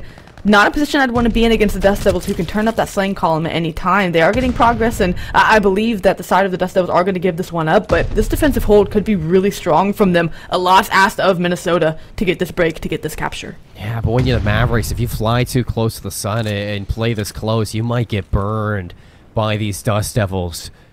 And with only a minute 44, you're going to need a clean 4 down just to get this going. And Danza's already going to interrupt that. TPM for the trade, but is that going to be enough? You can see TPM hesitant to make the next move. Just going to hide back behind enemy lines. Wait for the pressure to come back to him. Klinger, there's the difference maker. Lines up 2 on the inside. Y-Dog looking to back him up. Clearing off this flank play. ISO gets spotted out. He knows the information's there. Still Danza and ISO gonna open things back up for Texas A&M International. No progress earned, but keeping presence, and that's the more important thing. You'll take what you can get out of this Dust Devils defense, keep them spawning away, keep yourselves a nice cushion to stop this clock when you can and earn progress as well. You know the collapse can come at any time. You've got to be ready to play these trades, and, well, a 3 down, make that nearly 4 kill feed. There it is to clear it out. 60 seconds left. You didn't get any progress out of that push, and it took everything you had. You got to go more. You got to go big here with just a minute left. It must be crazy annoying to play against ISO. 31 and 25. Almost just seems like he's everywhere, yet nowhere through Tuscan. And we got 3 players of the Mavericks just going to flood on through from P5. You do lose it on T-Bam, but Y-Dog going to keep the front foot forward for this team. A player in the pack, it's Klinger, but spending so much time to get this flank going, you're just losing too much of your front line if you are Minnesota State. Now with 30 seconds left, I don't know if this is possible. You're going to need the cleanest 4 kills that you've ever seen, and it's just never happening, Cash. Never happening. You take 2, Dust Devils take 3 in response. They hold strong. You have to hike across the map and, well, take a couple gunfights before you get there. This one should be done and dusted, barring any kind of miracle. Danza gonna shut the door in their face. Hold 3 out of 4 players to a negative KD, and sure, KD isn't everything, but as far as lopsided slaying goes, that was a one-sided affair. That was the Dust Devils we have seen and kept them at 7-0 in the regular season. That was a big answer out of them. And that is a statement that needed to be made here in the conference championships. You were down 2-0. You're facing the lights. You needed a clean way back into this round, and you were just gifted it in the form of a Tuscan control. You couldn't ask for anything better there from the Dust Devils. Yeah, they lose out on 1 round, but, you know, that's going to happen on control. It's not always going to be a perfect 3-0 on control when you have, you know, maps like Tuscan, which seems very hard to win those offensive rounds. So we get a little bit of a look back here. What are we going to get? Cetra. I mean, this guy was unreal. You talk about, you know, pressure on the map. You had so much pressure between Cetra and ISO throughout that Tuscan, and if they're now going to be fired up, I can imagine we are in for a banger couple of next maps. It's going to be unreal here. We're going to lob it to a quick break before we get into map number 4. We're headed to Gavatu, where AR's reign supreme, and all players, as far as the AR position goes, have come out to play. We're going to take a quick one and come back here to give you all of the action and the scoop on map number 4 and the rest of the series. We'll be back after a short one.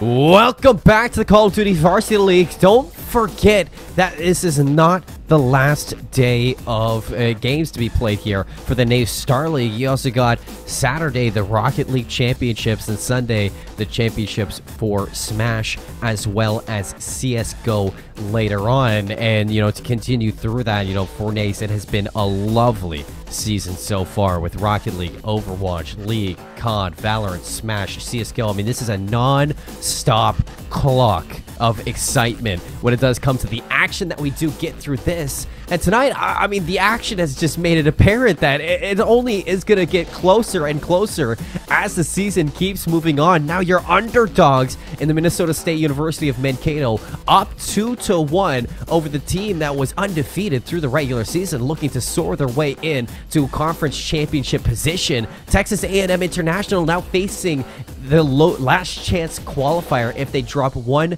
more map, and I could not be any more excited for this, Cash. I can't either. For Maverick COD, I think it's fortunate for them that they did the hard work of winning the first two maps, because they very much had to earn them. Just to, you know, kind of call back to the scores, it was a map 1 victory on Tuscan of 250 to 219, and it was a map 2 Berlin Search and Destroy where they rallied back 3 straight rounds to win 6-5 in a round 11 situation. So needless to say, they've had to earn every map that they've won here. It was a smoke show on map 3 Control on Tuscan. It was a 3-1 victory for the Dust Devils, and we've kind of said for A&M, they haven't needed much to catch fire and get going. They've been playing good Call of Duty. Maverick COD have just been playing that much better Call of Duty. Well, you find a pain point, you find a weakness, and the Control respawn and make them pay for it. This could be a slippery slope for the side of Minnesota State. They want to respond and close out here. You don't want to give this Dust Devil squad any more comfortability on these maps, especially with how Cetra and ISO have lit it up. I was going to say, I think in the green room, you and I were in agreement that after that performance from Cetra and ISO, who's going to run the SMG here on Gap2? Why not both of them? Because towards the latter end of the CDL season for Gap2 Hardpoint, those SMGs were so pivotal in opening up the map. And here we see ISO pulling up the Automaton. 100K, okay, that's one way to start things off. You do see the answer back from Mankato, although you still have control of that site now if you're Texas A&M off of that entry. Taking whatever opening time they can get on P1, and here, as we're back on a hard point, where Maverick COD found success was rotating, was taking long routes, you know, giving up scrap time for the greater time that was the next hill. We'll see if they look to play that same way today as P1, playing scrappy as ever. Another 3-down response to get back into the hill for Maverick COD as they start accruing time, but Klinger also winning gunfights on the bottom side of the map. They're splitting it 2-2, and they're fine with however this goes.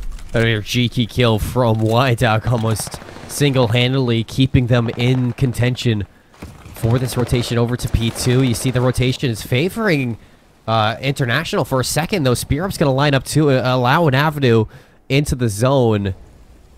We do get a little bit of a hiccup there, but when we come back, a lead change. As you see, things are even as ever after 2 hills, but Mankato were actually able to play this close for the rotation.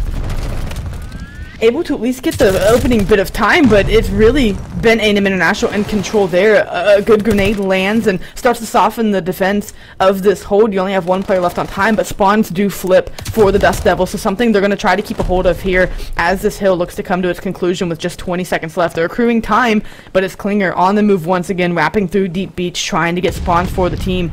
We'll see if Dan's is able to recognize it. So far, nobody has an idea that Klinger's back there. But soon enough, when that hard point opens, they are going to get Awakening, and a rude one.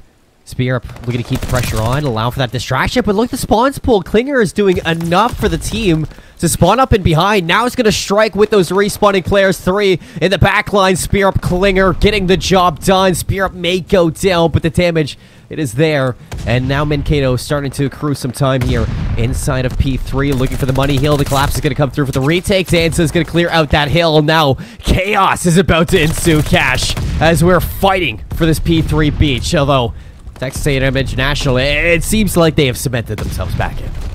It lost a little bit of time, and we're fortunately able to just collapse on the site get the player killed out of spawn and start to flip this one out. So now they're going to be looking at what's going to be a near 70-point lead as P4 pops. It's got to be a Money Hill response out of Mankato, because in respawns, when the Dust Devils get comfortable, they look to run away with things. You had to play all of map 1 close in order to take that one. This one going to be no different, as through 3 hills, the Dust Devils have a marginal lead that they can work with here, trying to get a quick break on P4. They're already across the map. Oh, they're trying to soar into a Game 5 setting right now. Another player going to contest the backline. ISO clears out Klinger, the anchor, gone. Distracted will be Mankato on the inside. Still finding kills, though, as they're holding onto a life advantage inside of the hill. Starting to climb back into this one. Spear up, cuts it down 100k. Collecting this time just seems so simple for Mankato when they're winning their 1v1s constantly. Back-to-back, 37 seconds should even us back up when it does come back to this gap to hardpoint. And they just look like an unbreakable killing machine right now. This would put them right back in the game. A&M put themselves in a peculiar situation. Yeah, you do the work to get back beach spawn. Oh my. You haven't found a kill in a minute. They are punishing you for going for spawns. You do get the clearance and the kills to end up getting the flip out at the last second. So fortunate spawns and timing for the Dust Devils. But Mankato, they punished you for trying to get the wrap on them. Scrap time, at least last bit of it, gonna No go way. maybe split for split the way of Mankato, but another spawn flip, another gifted chance coming in for Mankato to get early time on this. After that clap back over on P3, Klinger's like, okay, let me just rotate again, pull spawns for the team. 100k is going to be posted up all the way in the sniper tower, but already rotating over, Klinger's going to hop into this hill, start collecting this time to get this comeback back to even. 100k and ISO, gonna collect some kills. Now looking to break on in. Danza's gonna find the toes of Klinger, sliding through. 100k rips Wide Dog out the backline, and there's the break back in for the Dust Devils. Wasting no time, 100k quickly getting out of top 3rd position, knowing the importance of getting back on this hill. They don't want to let Mankato feel like they have any life in this hard point. They're going to take the time they can get and continue applying pressure. They know that Minnesota can't hang when they do so. This is why they got back on that hill so quickly and didn't waste any time. Now, can you hold off another break coming back in? It's back out to a 30-point lead. Minnesota earning every single point on this board. Dust Devils rotating now once again, but it has been Klinger, man of the hour. Though 8 and 10, yeah. Pivotal plays around the map to keep them in this one. I said this guy 1 and 5 in the search and destroy, but he can turn things around on a dime. And here it is, starting to put in the work for this hard point. 135 to 95 going into the second set of rotations. A comfortable lead for the Dust Devils, and they're looking to let it grow on the inside. A couple gunfights, but the ARs are just spraying and praying and clearing off the members of Mavericks, and they cannot even touch foot inside of this B1. This is where the second rotation teams can start to run away with things. You know, P1s play traditionally scrappy, so when a team can lock down majority time, that is reason to worry. And here, trying to get a wraparound ring and make a play is White Dog. Enough damage dealt to kill a player. Finally gets one for the work put in, but the damage done on P1. A 70-80 point lead here going into P2. If I hadn't said it before, Mankato need a big response. This one is starting to slip away.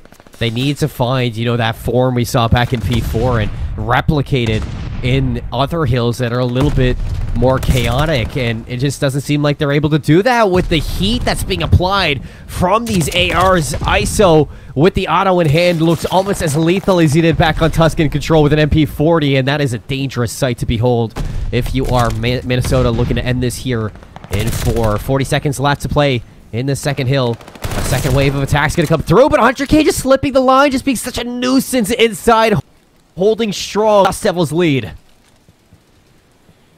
Now wrapping deep through their spawn, doing their diligence to clear out. Klinger going to be spotted here in a moment. Well, when you're looking down 2 barrels, that's going to be a hard one to take. He gets cleared out. They will not make the same mistake twice. You'll even give up this last bit of scrap time. Given how important that P3 rotation is, you could put this game all but away with P3 with a good money hold here. That T-Bam looking for a way in. Spotted out and shut down. 100k now setting up a line of scrimmage through the middle of the map with the rest of Texas A&M International. Gonna need some big moments here from Minnesota on the rotation. White Dog's gonna find the opening. 100k respect again. Nice nade cooked. That's a second kill. 3 down in favor of Minnesota. Respawns are gonna get there, but not gonna get there in time to help out Danza on the inside. It looks like that's a big yes. ISO for 3, shutting down the Mavericks on sight. It was a foot race to P3. The cross and the look from Green through first cut gives them the window, the opportunity. ISO doesn't need much room to hit a shot. Takes what he can get there and executes for the team. What we thought a break for Minnesota. The Dust Devils have flipped on their head and said, no thank you, we're pulling this one completely out of reach. Where they couldn't get a P4 break last go around, they're going to try to do here, of course. And for Mankato, this is your only window back into this game. Yeah, this is the best spot that they've looked to, so if they could dig deep here, maybe, just maybe, you can push Texas A&M into the Gavin 2 blender for a bit, but it's going to be hard to come back when you have to deny 6 seconds from the Dust Devils, and they want to end it here. They want to get it done. 100K in the backline finds 2. The break on in is going to be there, and Texas A&M International send us to a Game 5. It wasn't a matter of if with this squad, but when. And if that map 3 Tuscan wasn't enough insight to this team hitting new levels, making the adjustments they need to, well, you force their hand back them in the corner, and they're always going to find a way out of it. Now forcing a map number 5, another respawn stomping coming in on that Gava 2 hardpoint.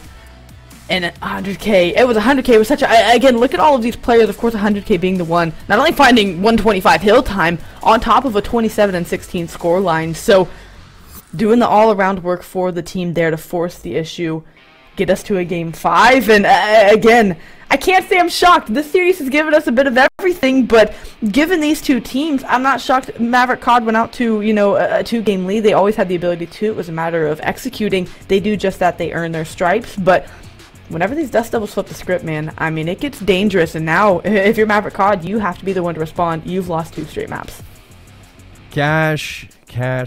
Now we get a Game 5. We now get back-to-back Game 5s, you and I. And yeah, I feel like it's my birthday, it's Christmas, it's something, I don't know, but we are getting some classy Call of Duty now between both of these teams, just fighting as hard as they can to win this conference championship. We go to Tuscan Search and Destroy now, and it has me a little bit worried. That Berlin Search, yes, Minnesota, they win it out and they take that 2-0 lead, but it wasn't without risk. I mean, they went down 5-3 on Berlin S&D, and it was not a clean win. You cannot afford to go down on this Tuscan Search and Destroy like that after seeing how that control went. No, I think that map 1 was a hiccup and a mistake that the Dust Devils wanted to make amends for. They have done so in map 3. I expect them to look to do so in map 5 as well. And like you said, that Berlin was so earned that, and so unclean that, again, it's got to be a much different looking S&D out of them if they want to take this one. I know if put in a map or a 5-3 situation again, the Dust Devils will find a way to close that door in your face. So it's got to be executing on the bomb site more. It's got to be now, you know, one player has been able to pop off and go big. You know, throughout each map, it was one player for the Mavericks to get going. Here, it's got to be more than T-Bam. You know, Klinger was making good routes, hitting good plays, Y-Dog on the flank, executing as well. But that kill column needs more than T-Bam in it because trading, again, hasn't proven to work well for you here as of late. Well, Texas A&M International, they banned Bokash in the Search and Destroy, and Minnesota banned Desert Siege. And in turn, Berlin was actually the Dust Devils pick. So we're going into now Mankato territories. The Mavericks, they wanted to go to the Tuscan Game 5 and, you know, playing for that opportunity to be conference champion, upsetting Texas A&M International with a little bit of revenge from the regular season. I mean, I feel like this is your moment to shine. If you are Mankato, I mean, they are in such a good position to move into the postseason in a high podium spot with the seeding going into those playoffs. I can imagine that this is a map that you don't want to drop. If you're Mankato, if you're a team with something to prove, making adjustments from last year going into this year. I mean, we've seen those adjustments now. It's just, like you said, it's time to execute. And when you're looking at this team to, you know, execute into the map, what are you looking at here in a Tuscan Search and Destroy? I'm looking at them to value their lives now more than ever. You know, you got away with your first 2 maps because of some slow slaying gameplay out of the Dust Devils. They've arrived. Cetra and ISO are going to be in your face, hitting routes, making plays constantly. You have to value your life and not get caught out of position so easily to where they can find free first bloods, if not more kills in a round. So you have to find a way to mitigate their effect, by slow playing things, holding your pre-aims, playing timings well to the best of your ability. I think that's going to help them find success and better objective play than we saw out of them for that Berlin Search and Destroy. Though they won some offensive rounds, they didn't win many, if any at all, off of objective plays. So it comes down to 1v1 clutches a lot. Give yourself the best chance possible by having the ability to play that time around the bomb. And, you know, I know that sounds like a laundry list of things. I guess to sum it up in one point, slow down. Don't let the jitters of a Game 5 conference championship get to you. You know these players like to play fast. Counter that by slow playing some situations and knowing when to turn up. Well, here we are, the last game of the series, the last game of our conference championships here in the Call of Duty Varsity League. Both of these teams, they're looking to join the ranks of St. Clair, Northwood, and West Virginia University inside of the postseason a little bit early and avoid that last chance qualifier gauntlet that is waiting for you if you drop this game number 5. Tuscan Search and Destroy. I couldn't have asked for a better place to finish this. We are going to old reliable Cash for this last setting. Couldn't be more excited. It's been a great series thus far. No Pokaj on the docket, and I enjoyed the Berlin. I mean, it's the last night of Vanguard, though not our last night with Vanguard on the season. The last night, technically speaking, with MW2 Shopping Night, and we have been more than treated here in this series. We were supposed to have 2 series, ended up getting 1, and this one has at least satisfied me as far as that goes. Yeah, we got MW2 in less than 2 hours, and I'm sure that these players, they want to clean this one up so they can have a little bit of fun on the new COD title. But it's all fun and games when you're talking about those pub lobbies here. You're fighting for a championship. You're fighting for the end of your Vanguard season. And I'm sure that these two teams, they mean business. Hopping into this game number 5, I mean, you talked a little bit about ISO and Cetra, the SMGs of Texas A&M International. I got my eye on the ARs of Mavericks. If we could see Minnesota State Mankato play those lives like you alluded to, Cash, put those ARs in successful positions and execute patiently onto these sites. That was their recipe to success on Berlin, and if they get into that rhythm here on Tuscan, they might be looking at finding themselves conference championships, conference champions. Off the opening break, it's going to be Mankato quickly and decisively going towards B. No one going to be home just yet, but something smells awry given no eyes on anyone at A just yet. It's going to be Cetra with eyes on it, not selling his life just yet, trying to get damage dealt, but the gig is up, the flank is on. Player 7 and ISO, the route man, making the play. Here we go. All eyes on ISO to make this play. He's playing it so patiently. Cetra just feeding information over to the SMG, waiting for a chance to strike. But the bomb hasn't slipped. It seems like T-Bam just aware somebody might be below. In behind the doorway, ISO! Eyes through the wall, spots him out. A trade out from Klingers. He's going to return this into a 3v3. Picks up the bomb. Y-Dog now carrying it over to B. And they have a chance to plant it. And they have all the information. You might be wondering, why haven't they shot? Why haven't they found these kills? They know they've run by. They have them trapped at this point. Danza has played the top side of the map and not let anyone through. You know that all 3 players after that kill have crossed and are over in B. You've got to play the collapse. You've put it in a 3v3 retake situation, so you want this collapse to work out, but all of these players trapped in this bottom right corner. Yeah, it planted for defender spawn too, so it's going to put Spear up in a position where he can end this. All he needs is to take down player number 5, Danza, in the back line, and Spear up just tucked away in the corner, biding his time. So patiently, here he is, gonna strike, Spear up, takes down Danza. It's go time now for the retake, but it's just not happening. Under K gonna be backed off. ISO, no way in, the stun on out. Klinger's gonna take down another one, and clean cut, concise play from Minnesota State University of Mankato to take that round number 1. You roll the dice on letting everyone slip through B and let them get the plant. The reward of that would have been winning those gunfights and knowing that you had every player trapped, but again, you put that much more pressure on yourself to win these 1v1s to get you clearance back into the site. Mankato, they answer the call. They come correct here in map number 5 and take the first round off the board. A good one from them. Slow played, and it worked out for them.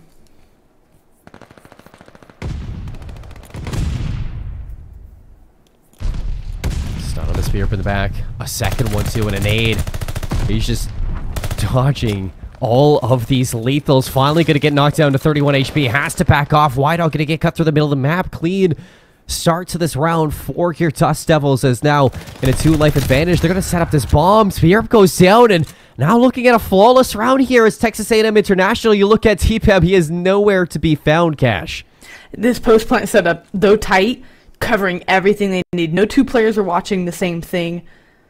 Texas A&M want to respond here with one of their own, and like you said, it has been clean. TBM finds the first, but again, player 800K gonna hold for this cross. They're ready for it, and well, time's dwindling pretty quick. You might find one, but now you're against the clock. 17 seconds left for TBM to make a play. Doesn't check the right corner, and that's gonna be the end of his run. Texas A&M International, they answer back early.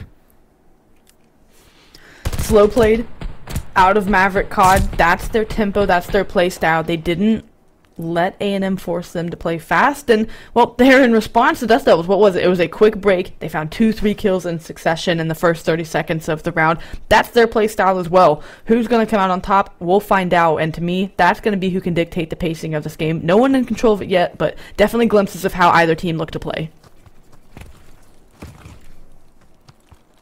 Aggressive at Adanza. Just to go prone on Monument.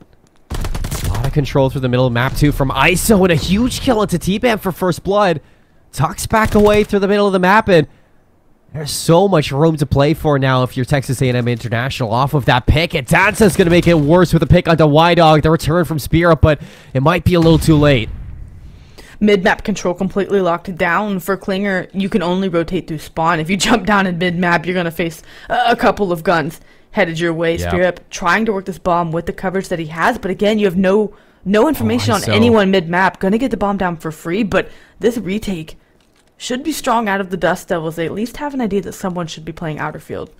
I love this call from Spear Up. Just takes up residence over towards the defender side. Everybody from Texas A&M working through the middle of the map. Klinger should have sights on a few. Spear Up working in behind. Klinger a little bit trapped on this one. The execute out of Texas A&M. Still looking flawless. ISO's going to take out the player from above. Spear Up checks that bomb and gives it away. And I feel like for the Dust Devils, they played the fact that someone had to come back and check the bomb. Someone was going to give themselves up. They do just that, and they're ready for the gunfights around it. A great 3v2 retake out of them to secure that round. Don't lose a single player, and now respond with 2 straight rounds. You look at the end here. I mean, an unfortunate situation to find yourself if you're Minnesota State University of Mankato, going down too early. But it just kind of goes back to what you were saying. They need to value their lives a little bit more, Cash. It's so fast out of the side of the Dust Devils whenever they can get in your face. Danza, like you said, played aggressive just to lay down Monument. Well, it was a smart angle, someone crossing your line of sight. They play fast just to play slow. 100K gonna get slowed down there by his own stun, catching the gutter. Spear Up in turn opens up with the first blood. So not quite the start you want if you are the Dust Devils, but we've seen them retake life down, and they're not gonna make it that much easier. A bomb down all the way Monument, the opposite side that Danza was laying prone to in the previous, and this is a perfect answer back from your Mavericks, looking to tie us up yet again here in the Search and Destroy. No way back into this one. If you're Texas A&M, you're going to have to take these gunfights. You're going to have to force your way back into this round. It doesn't seem like they want to do it too soon. It's 46 seconds. You got time to play around, time to, let these Mavericks sit and stir. And here we go, 100K, middle of the map, MP40, not going to count for Y-Dog, watching it like a hawk. Danza now all alone, 1v4 situation. He gets called out on the rotation. You can imagine these arrows about to collapse on his position, and he is a dead man. They held pre-aims. They played it slow. They valued their lives, got them a round win on the board. The rounds that either team have won have been behind their play style. Specifically, no one has been able to crack the code to get anyone to change pace. Like you said, for Maverick COD, they had to sit and stir and fester there, and maybe they're trying to get him to get antsy to get a free kill, but they stuck true to their guns, held their pre-aims, and ended up getting the round win there. We have handshook rounds similar to what Map 2 looked like, and it is no different here. No team figuring the other out in order to get away with this chess game. Oh, Y-Dog looking to do what 100K did last round. See if he can actually land that stun, but instead it's Klinger to open up. 100K goes down early. Stun from Danza. Okay. I mean, these stuns just eating right now. Cash and ISO is going to give the difference maker for Texas A&M now. Life advantage. He gets out with his life. So important, though. Tagged down by player number 2, T-Bam, now looking to hunt down the remaining players of Texas A&M International. They recover the bomb. Y-Dog has it in his pockets, though. No real way in over to A. Now that 2 players just sitting side to side. ISO in the corner. T-Bam reads them like a book.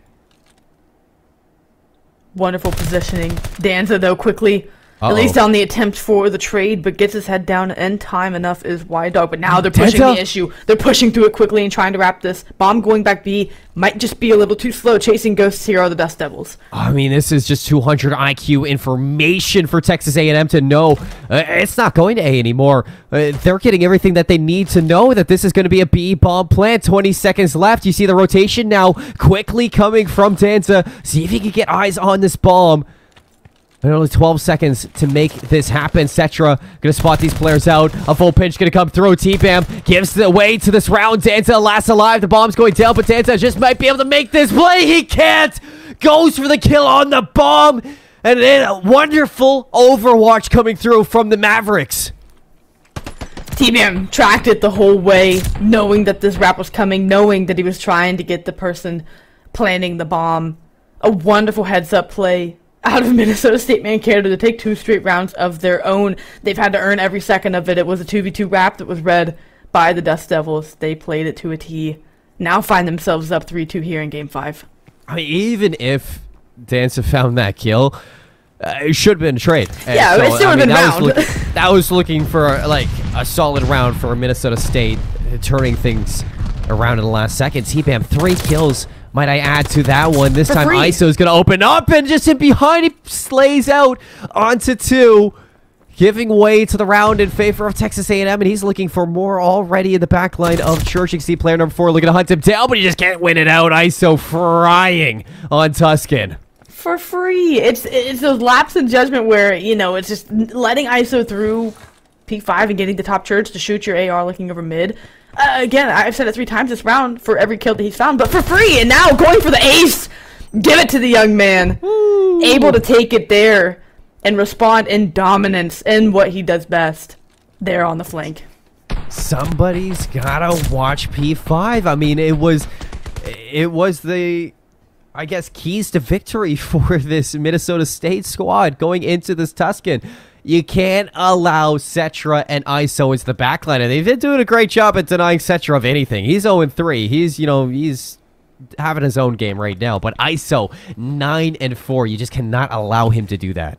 Performing well enough for the both of them while Cetra busy filling out his application for the agency. We'll see if he gets denied or approved for that later on. But the way they're playing right now, haven't needed them, at least to an extent. It is still 3-3. They'd like to get him in the mix. And, well, application denied. You're going to join the breadstick club and get one on the board here. I was going to say, you upgrade from a donut to a breadstick. I like breadsticks. I do too. I do love breadsticks. One day I hope to try Olive Garden breadsticks. Till that day. That's another conversation. I got to stay locked in here. I'm just going to have to wait and watch here as Cetra is going to be repping that breadstick of his own. And now we see the rotation coming through from the Mavericks. Hunter K going to get the information. That's a play to be. And not only that, he's going to take down T-Bam. So big moves coming through from 100K. Doubles down onto Y-Dog. Going to do it all by himself. Spearup's going to shut him down finally, but it's enough to back up this bomb carrier all the way to P5. All the way to Timbuktu. Spearup trying to wrap back through spawn. And, I mean, the position that Cetra's playing, sitting like Batman. Ready to strike at any moment. The door's going to give it away. The kill going to... Whoa! I thought come in. Spearup at least getting the snapper there. Even if he can find this kill, no time to do anything. If he can get the bomb plant in, it's going to be a 1v3 retake. Going to have the time. This round just got a little more interesting.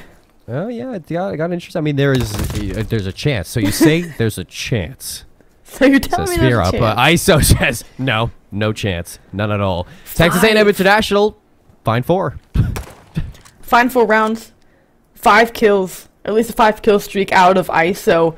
Again, there haven't been a ton of streaks in this series. Neither team, well, not even having the option to need them, not getting them, but the way they're playing, you would think it. We're getting streaks and all these things called in at any given time. It's really just been big plays that get shut down at the right time. ISO, though, in no need of them here, sitting at 10-4, doing what T-Bam did to them in map number 2. Playing that kind of game, and it's fairly solid performances out of Minnesota State. No one having a horrific game, but again, it's the big plays they're letting up. ISO, once again, hitting a route. Are they going to be ready for it? I sure hope so. Spirup's got to be careful here. Playing close into the monument, not prone like Danza was, just slowly inching his way on through, and Danza's watching it like a hawk, so none other than Danza to open things up through monument. Now life advantage by 2 for your Dust Devils. You look at this, T-Bam and Klinger, if you're going to have anybody in this 2v4, I mean, I think you want these two. ISO still hasn't made the wrap yet. Maybe going to let the teammates make enough of a diversion and end up making this push through, or just slow play it for T-Bam to try to wrap through P5. I think that's going to be the call. A couple kills away from putting themselves at series point. Does T-Bam go for the bait? Nope, he shuts the door and says, I'm just going to work the wrap back. Still giving ISO the opportunity to make a play here on a pinch. 2v4 for the retake, 36 seconds. Danza's going to take down Klinger, and he just pushes the issue even farther down the line for T-Bam. There it is. ISO finally going to make the flank, and now match point for Texas A&M International. Championship point for the conference, for the Dust Devils. This is their moment to seize control of that postseason spot. I said it coming into this map. If you let the Dust Devils get you in a 5-3 situation, they're going to find a way to close it out here. It just seems like it's not on the cards for Mankato to not only pull it off once, but twice. You had talked about lightning striking twice here in Call of Duty, and we don't see it all that often. The way the Dust Devils have rebounded after the first map 2 losses. Oh, they seem to be wanting to close this out. All 4 players going to push through P5. They're looking to prove us wrong. At least make this a little bit closer than last time. I mean, they did a 5-3 comeback back on Berlin. Now looking to do it here and repeat it on Tuscan for a chance at denying the reverse sweep. On the Dust Devils, Setcher on the flank. Klinger shuts it down. Now life advantage over to the Mavericks. Similar to the early rounds, they have the information. Everyone is here at B. They're going to try to find a kill out. It's going to be shots ringing out. 100K trying to get eyes on players. And it's going to be Danza getting a kill there. Now at 3v3, now you can reshuffle, get the defense set up. It's Mankato who have to make the play. Oh, Danza's making the full wraparound. I love this call. You still have players on the inside. Spear up, trying to find the difference maker here, and he is. He's going to see ISO with his pants down. Gets the kill from behind. Now looking for the spawn player. 100K in the back. Evens us back up. Bomb rotating back to A. The chance here for Mankato to get this bomb down. But 100K getting the information through the middle of the map. Here we go. 20 seconds left to get it down. You still have 4. All the way through well. In the window. Pistols out. Danza. Hey, automaton. Oh, this is a little bit awkward, but it's going to be international to drop. And Mankato stay alive. The composure to run out of ammo in the pistol. Go, uh-oh. And be able to switch to the automaton while T-Bam takes care of business on the other side of the map. Had to answer back. They do just that, but it's the same story as map 2. Has to be 3 straight rounds to win it here, and well, you have no room left for error. This is the final map of the series to crown a conference champion. Mankato have to rip off 2 straight just like it. And for the Dust Devils, 1 more round is all that's needed here. Can you go big? Can you shut the door? Can you complete the reverse sweep? We're about to find out. Oh, man, Cash, I mean, Mankato, it might get awkward, it might get scary, but they just never deny from excitement. ISO for the first blood, Danza for the second one. This could be it.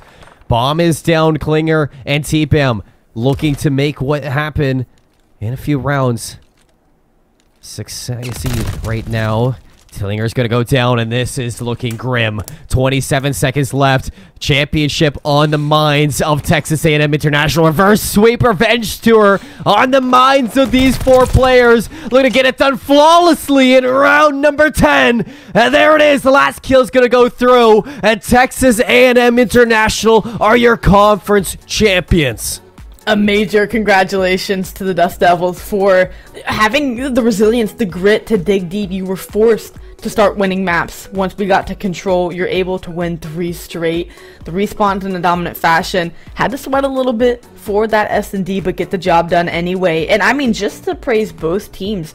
Both teams played excellent Call of Duty tonight. It was minuscule mistakes and decisions that costed this. Both of these teams are ready for the playoffs, though you're going to have to earn it for Maverick COD through LCQ. Both have shown signs that they can make deep runs here, and well, for A&M, they just had a little bit more left in the tank.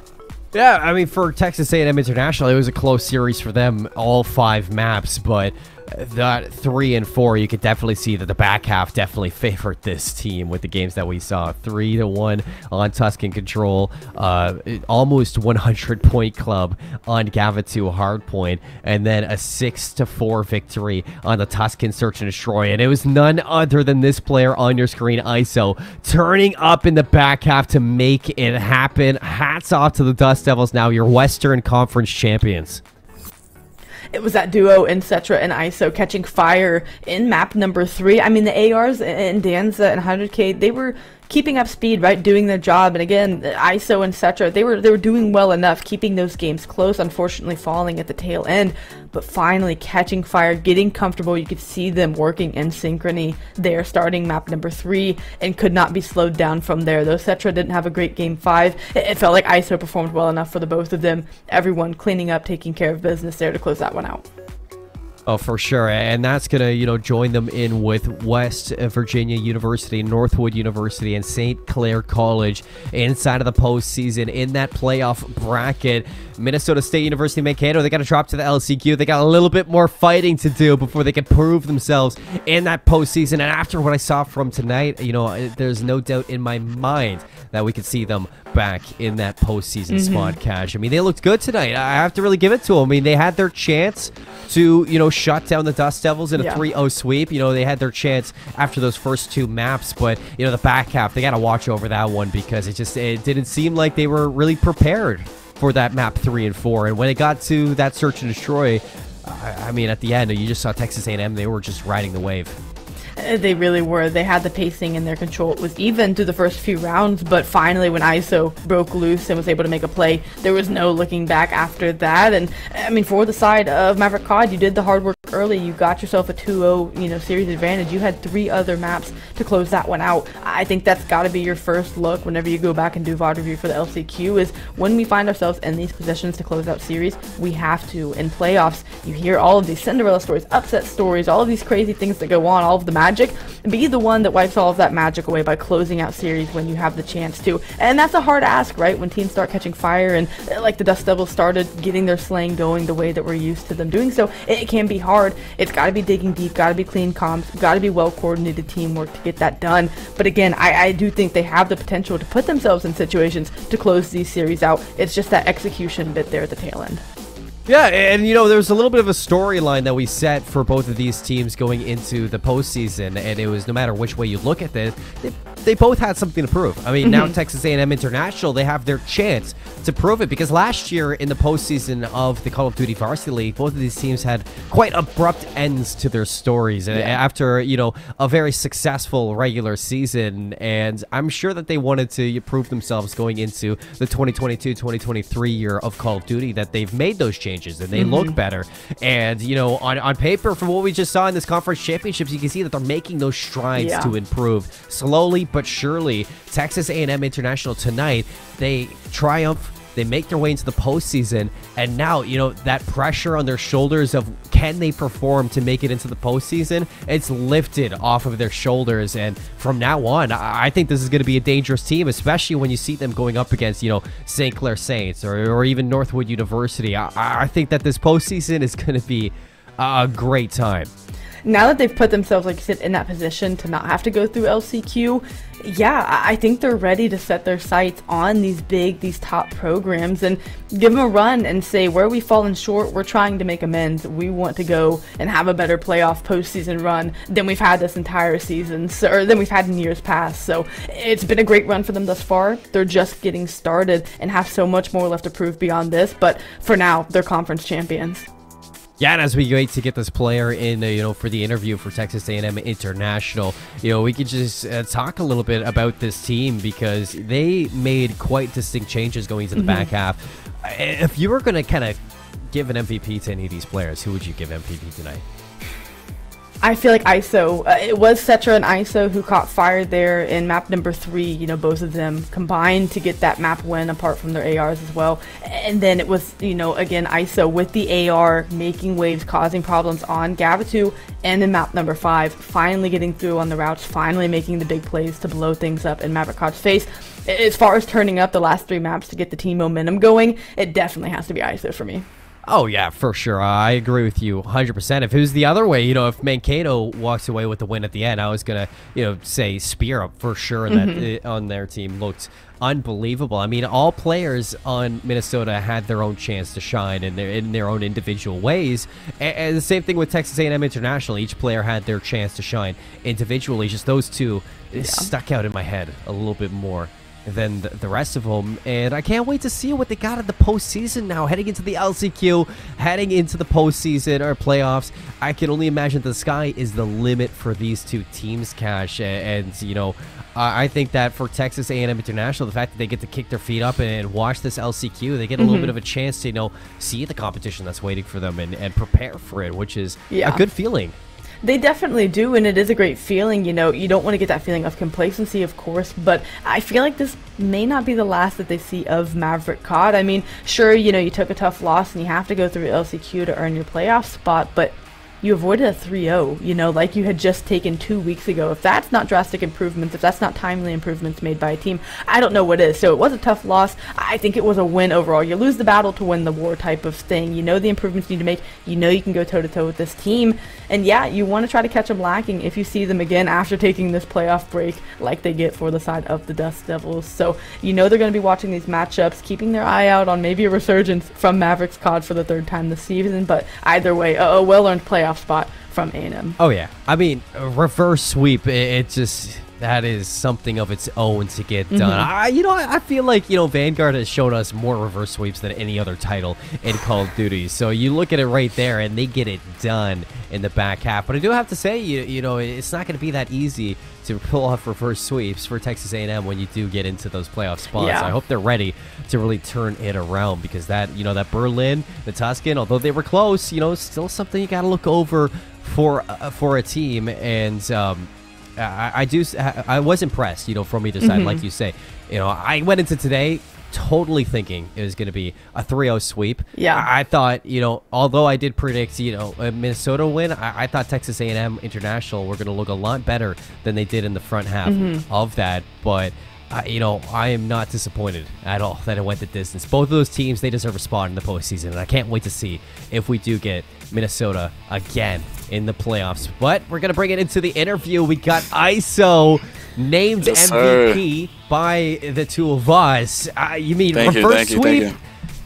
Talk to me a little bit about that, bud. I mean, what was going through your head going into that control? Going into the control, I mean, we're pretty confident on Tuscan control, but I would say for Tuscan Hardpoint, I thought that was our best map, but we clearly trolled that one a little bit. And last series, we also choked the Berlin S&D, so it kind of happened again, but I mean, we just decided to come back, regained, and that was it. I mean, you guys hit that regain button, and it's honestly typical that you get that done. The reverse sweep tonight, how does that feel now going into the playoffs? You guys get a chance to just watch the LCQ, wait for those teams. Is there anybody that you really want to play in the playoffs? Anybody that you have your kind of sights set to, you know, match up against? Well, I'm new to the varsity squad this year, but I know that these boys over here, that they've played against like St. Clair before and not, and they've had like, you know, their own like different battles and stuff. But I mean, if I'm willing to help out, then I will.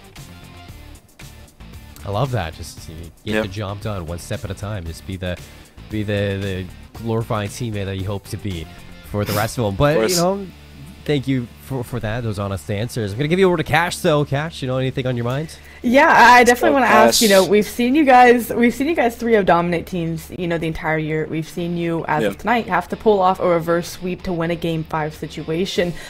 You know, going into the playoffs, though, you get some time off. What's priority number one? We've seen you, again, be a completely fleshed out team. If you can pull off a reverse sweep in a conference championship, it seems like you have everything kind of tested at that point. What's your focus? What's the conversation going to be these next couple of weeks to get you really ready for playoffs?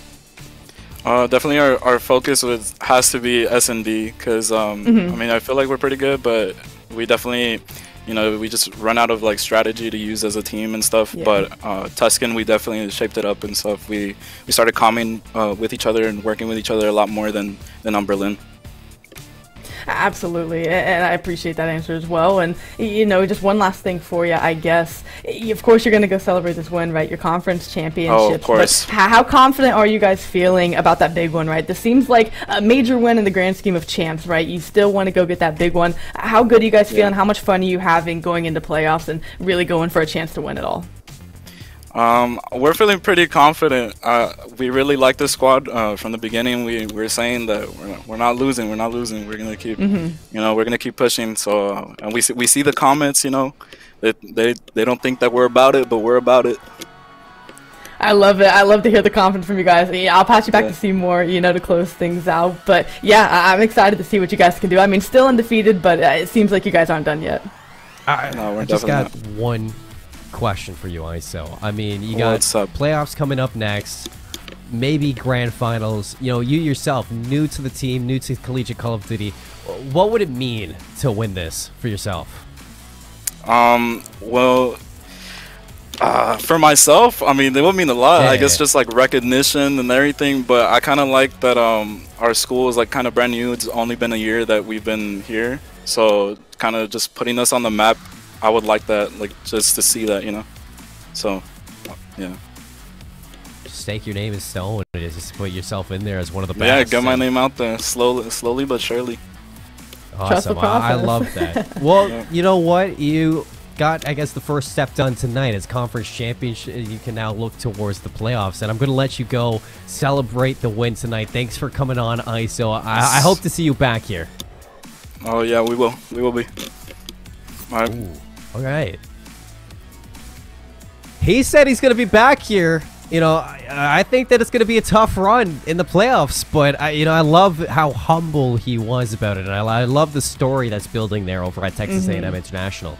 It's something that, you know, you just have to follow, right? It's just there's so many pieces at play there, and again, a school with so much to prove. You know, they got the conference championship. You know, they don't want to be done here. They still have the titans of these well-established schools. You heard him say it.